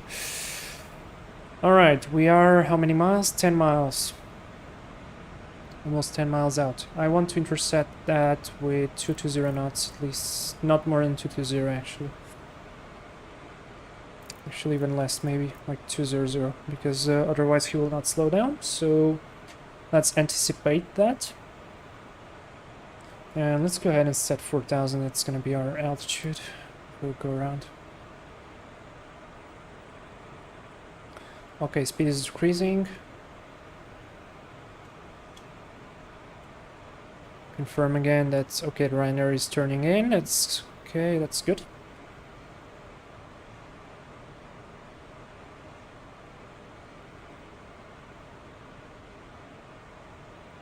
There we go, localizer is alive. Beautiful deceleration. Now the Embraer, you have that minimum drag speed. Well, it's around 200 and something knots. It will really struggle to decel as many other aircraft while trying to maintain a 3 degrees path. So we're flying now at idle and it's very slowly decreasing speed. That's okay, I'm gonna get there, and that's good.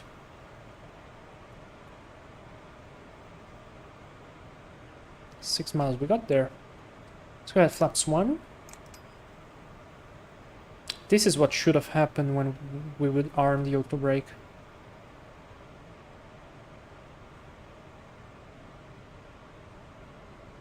There we go, auto throttle kicks in now.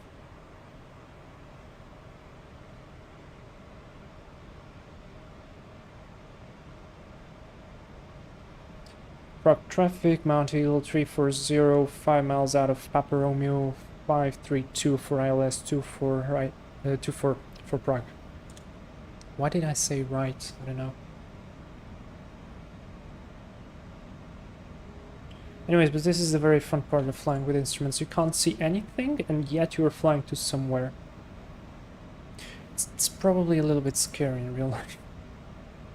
That's, you know, it's part of being a pilot. There you go, glide slope. We're above the glide now.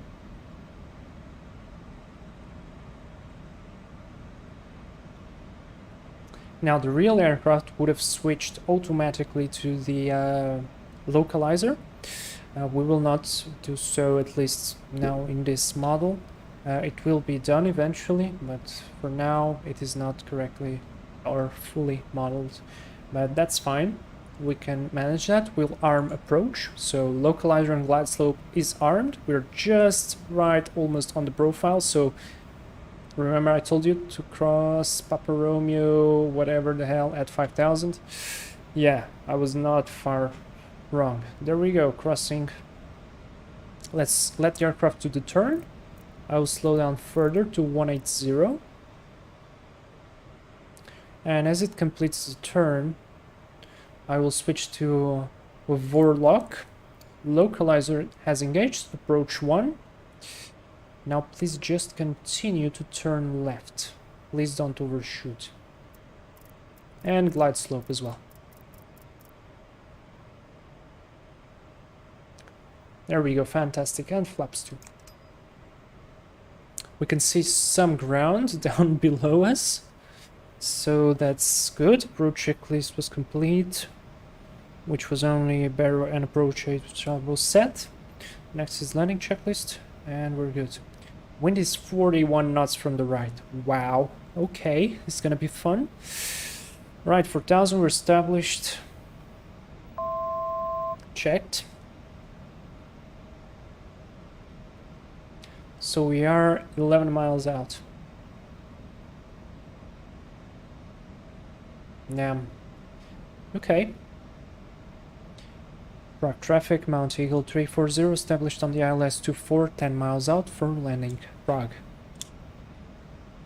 Beautiful. Let's continue. So speed 134. It's gonna be 135. Another crosswind landing to have.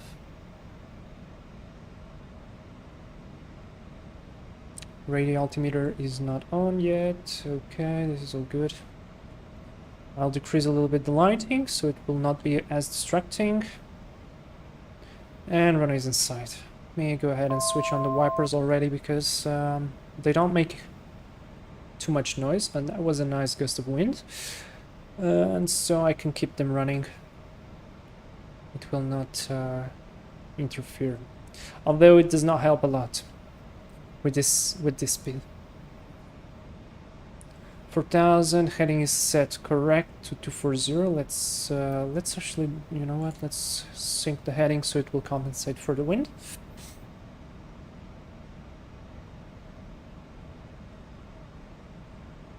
And let's continue. Nicely done.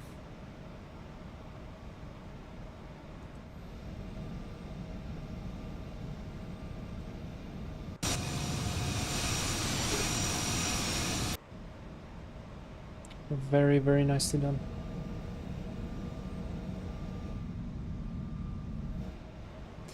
Right, radio altimeter is alive. Wind is still crazy, Jesus.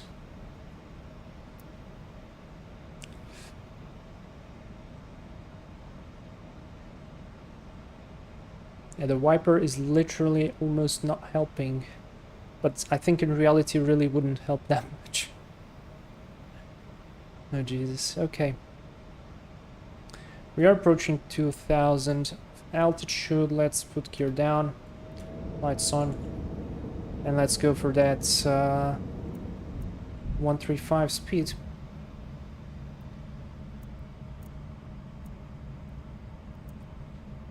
Flaps 3. Let's leave it at 140 at the moment. Flaps 4.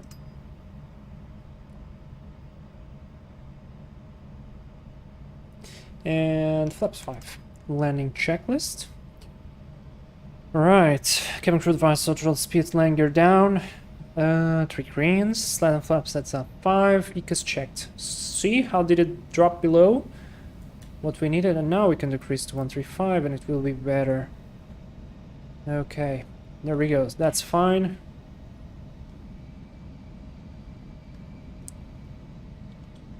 Come on out, throttle, work yourself out.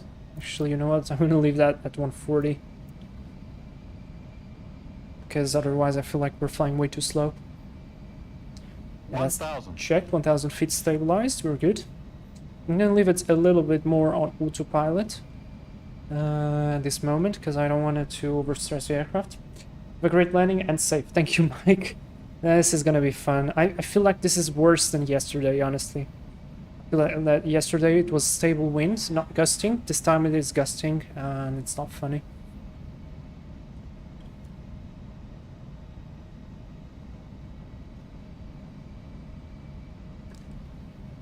Yeah. Okay, so 500. now you're having 140 knots. I don't want 140 knots, that way too much. 500 feet. 500. Autopilot. Okay, autopilot off, throttle off. Let me find myself into the wind. Otherwise, like I feel like we're gonna go out. Approaching minimums. Good on path. 200. Wind is Minimums. headwind. Continue. Minimums. Glide slow. I know, Glide slow. 100. Glide slow. but we're fine. Should be 50 above Glide threshold. slow. 50. Glide slow. 40. 30. Glide slow. 20. Glide slow. 10. And another firm landing. Looks like for the stream today, I'm only doing firm landings. That's okay. We're safe on the ground. Spotters deployed. Reverses are green, and that's Charlie. So we have to stop by Charlie. Come on. Okay, manual braking. 70 knots. 60 knots. Reverses out. Alright, so we got my Charlie. Stop it. Okay. Yeah, we got out. Reverses off. Set the chrono. We have 3 minutes to allow the engines to cool down. Lights off. Retract the flaps. Turn the weather radar off. That didn't catch a thing today, but that's actually okay. Put this on low.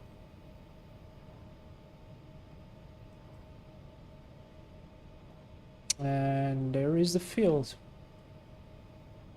We should be crossed out, so Prague radar, Mount Eagle 340, runway 24 vacated. Let's go ahead and start the APU. So it's on the yellow. 1, 2, 3, off. APU is starting.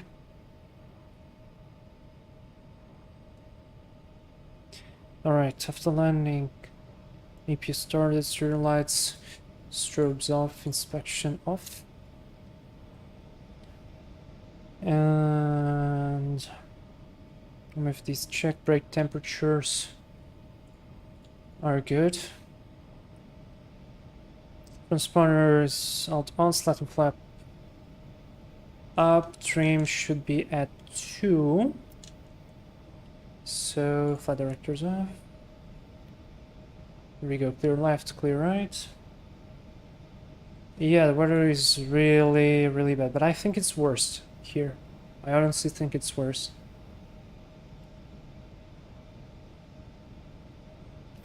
And I've been doing such good landings with the Embraer that I had to completely floor it today. Alright, let's go ahead and turn on the next one. Not on this one, sorry. I wanted to turn on this one, but I missed it. So let's continue, go on the next one. And then turn.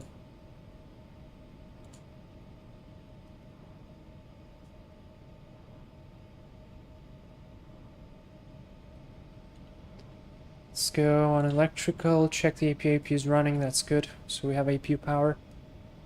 It's important. And I'm gonna turn here. Frame rate is dropping a lot. I don't know exactly why, but it's okay. Nope, we're not gonna go to your gate.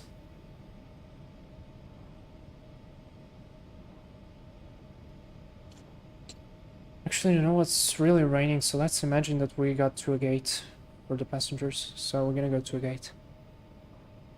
Because I feel real bad for them to have to go and get all soaked in. Okay, let's go on that one next, so we're gonna have a nice jetway.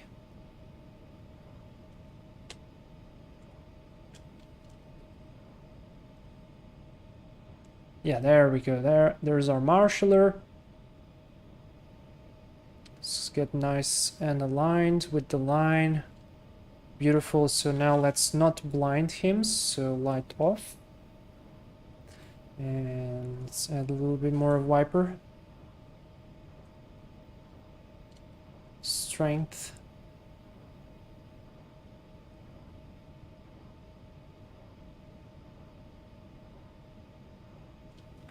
And there we go. Stop. Set parking brake. We have 3 minutes on the clock. So we can stop the clock, stop the wipers, and we have APU power. That means we can switch off the engines and do the procedure. That means pack off, this off, red beacon off, fasten seatbelts and sterile switch off, and turn on the dome light. This can go to standby, TARA. We can ask the jetway to come in, which is very nice. And we do the parking checklist, which means emergency parking brake is on, engine 1 and 2 off, sterile switch off, fasten seatbelt switch off, red beacon switch off, hydraulic system 3A pump switch now off, transponder standby 2000, cockpit door is unlocked, and we can actually go ahead and brighten up everything for the passengers. And add a little bit more here. That's the parking check is complete. And yeah, I'll leave the aircraft like this. Connect the GPU. Not connected. Open everything else. To the loader. Let's go with catering. No, not catering, but let's go people. GPU is already there. Cleaning van not required. And yeah, that's about it. Alright, this check is complete. Everything is done. Thank you very much, Embraer, for this fantastic flight. And yeah, we're gonna wait for the passengers to disembark completely. Oh, and will you make Spotterwasser? Yeah, that's a very good point. Look at the Reinhard coming in. So he was coming in. Yeah, let's watch the replay. Why not? Let's watch the replay. Unless X-plane crashes now. Glide slope. Glide slope. Glide slope. Yeah, I know, but I was fine on the glide. All right, let's see how did I planted it.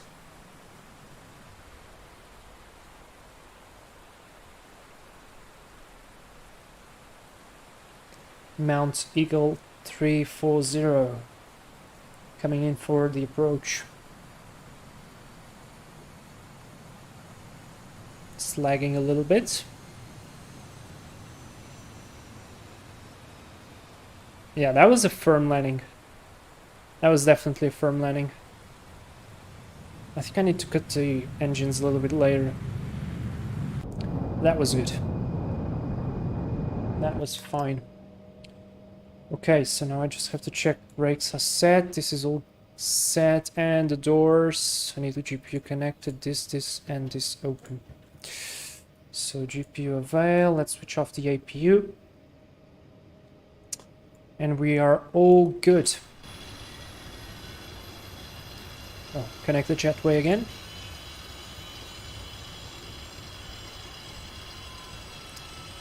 Anyways, guys, that's been it. Thank you so much for being here on the stream. I'm very happy to be back. I will be posting more content eventually and doing more videos and streams and everything else. I'll connect to that sim so we can see the Ryanair arriving. So yeah, you can always leave a suggestion for what could be the next flight.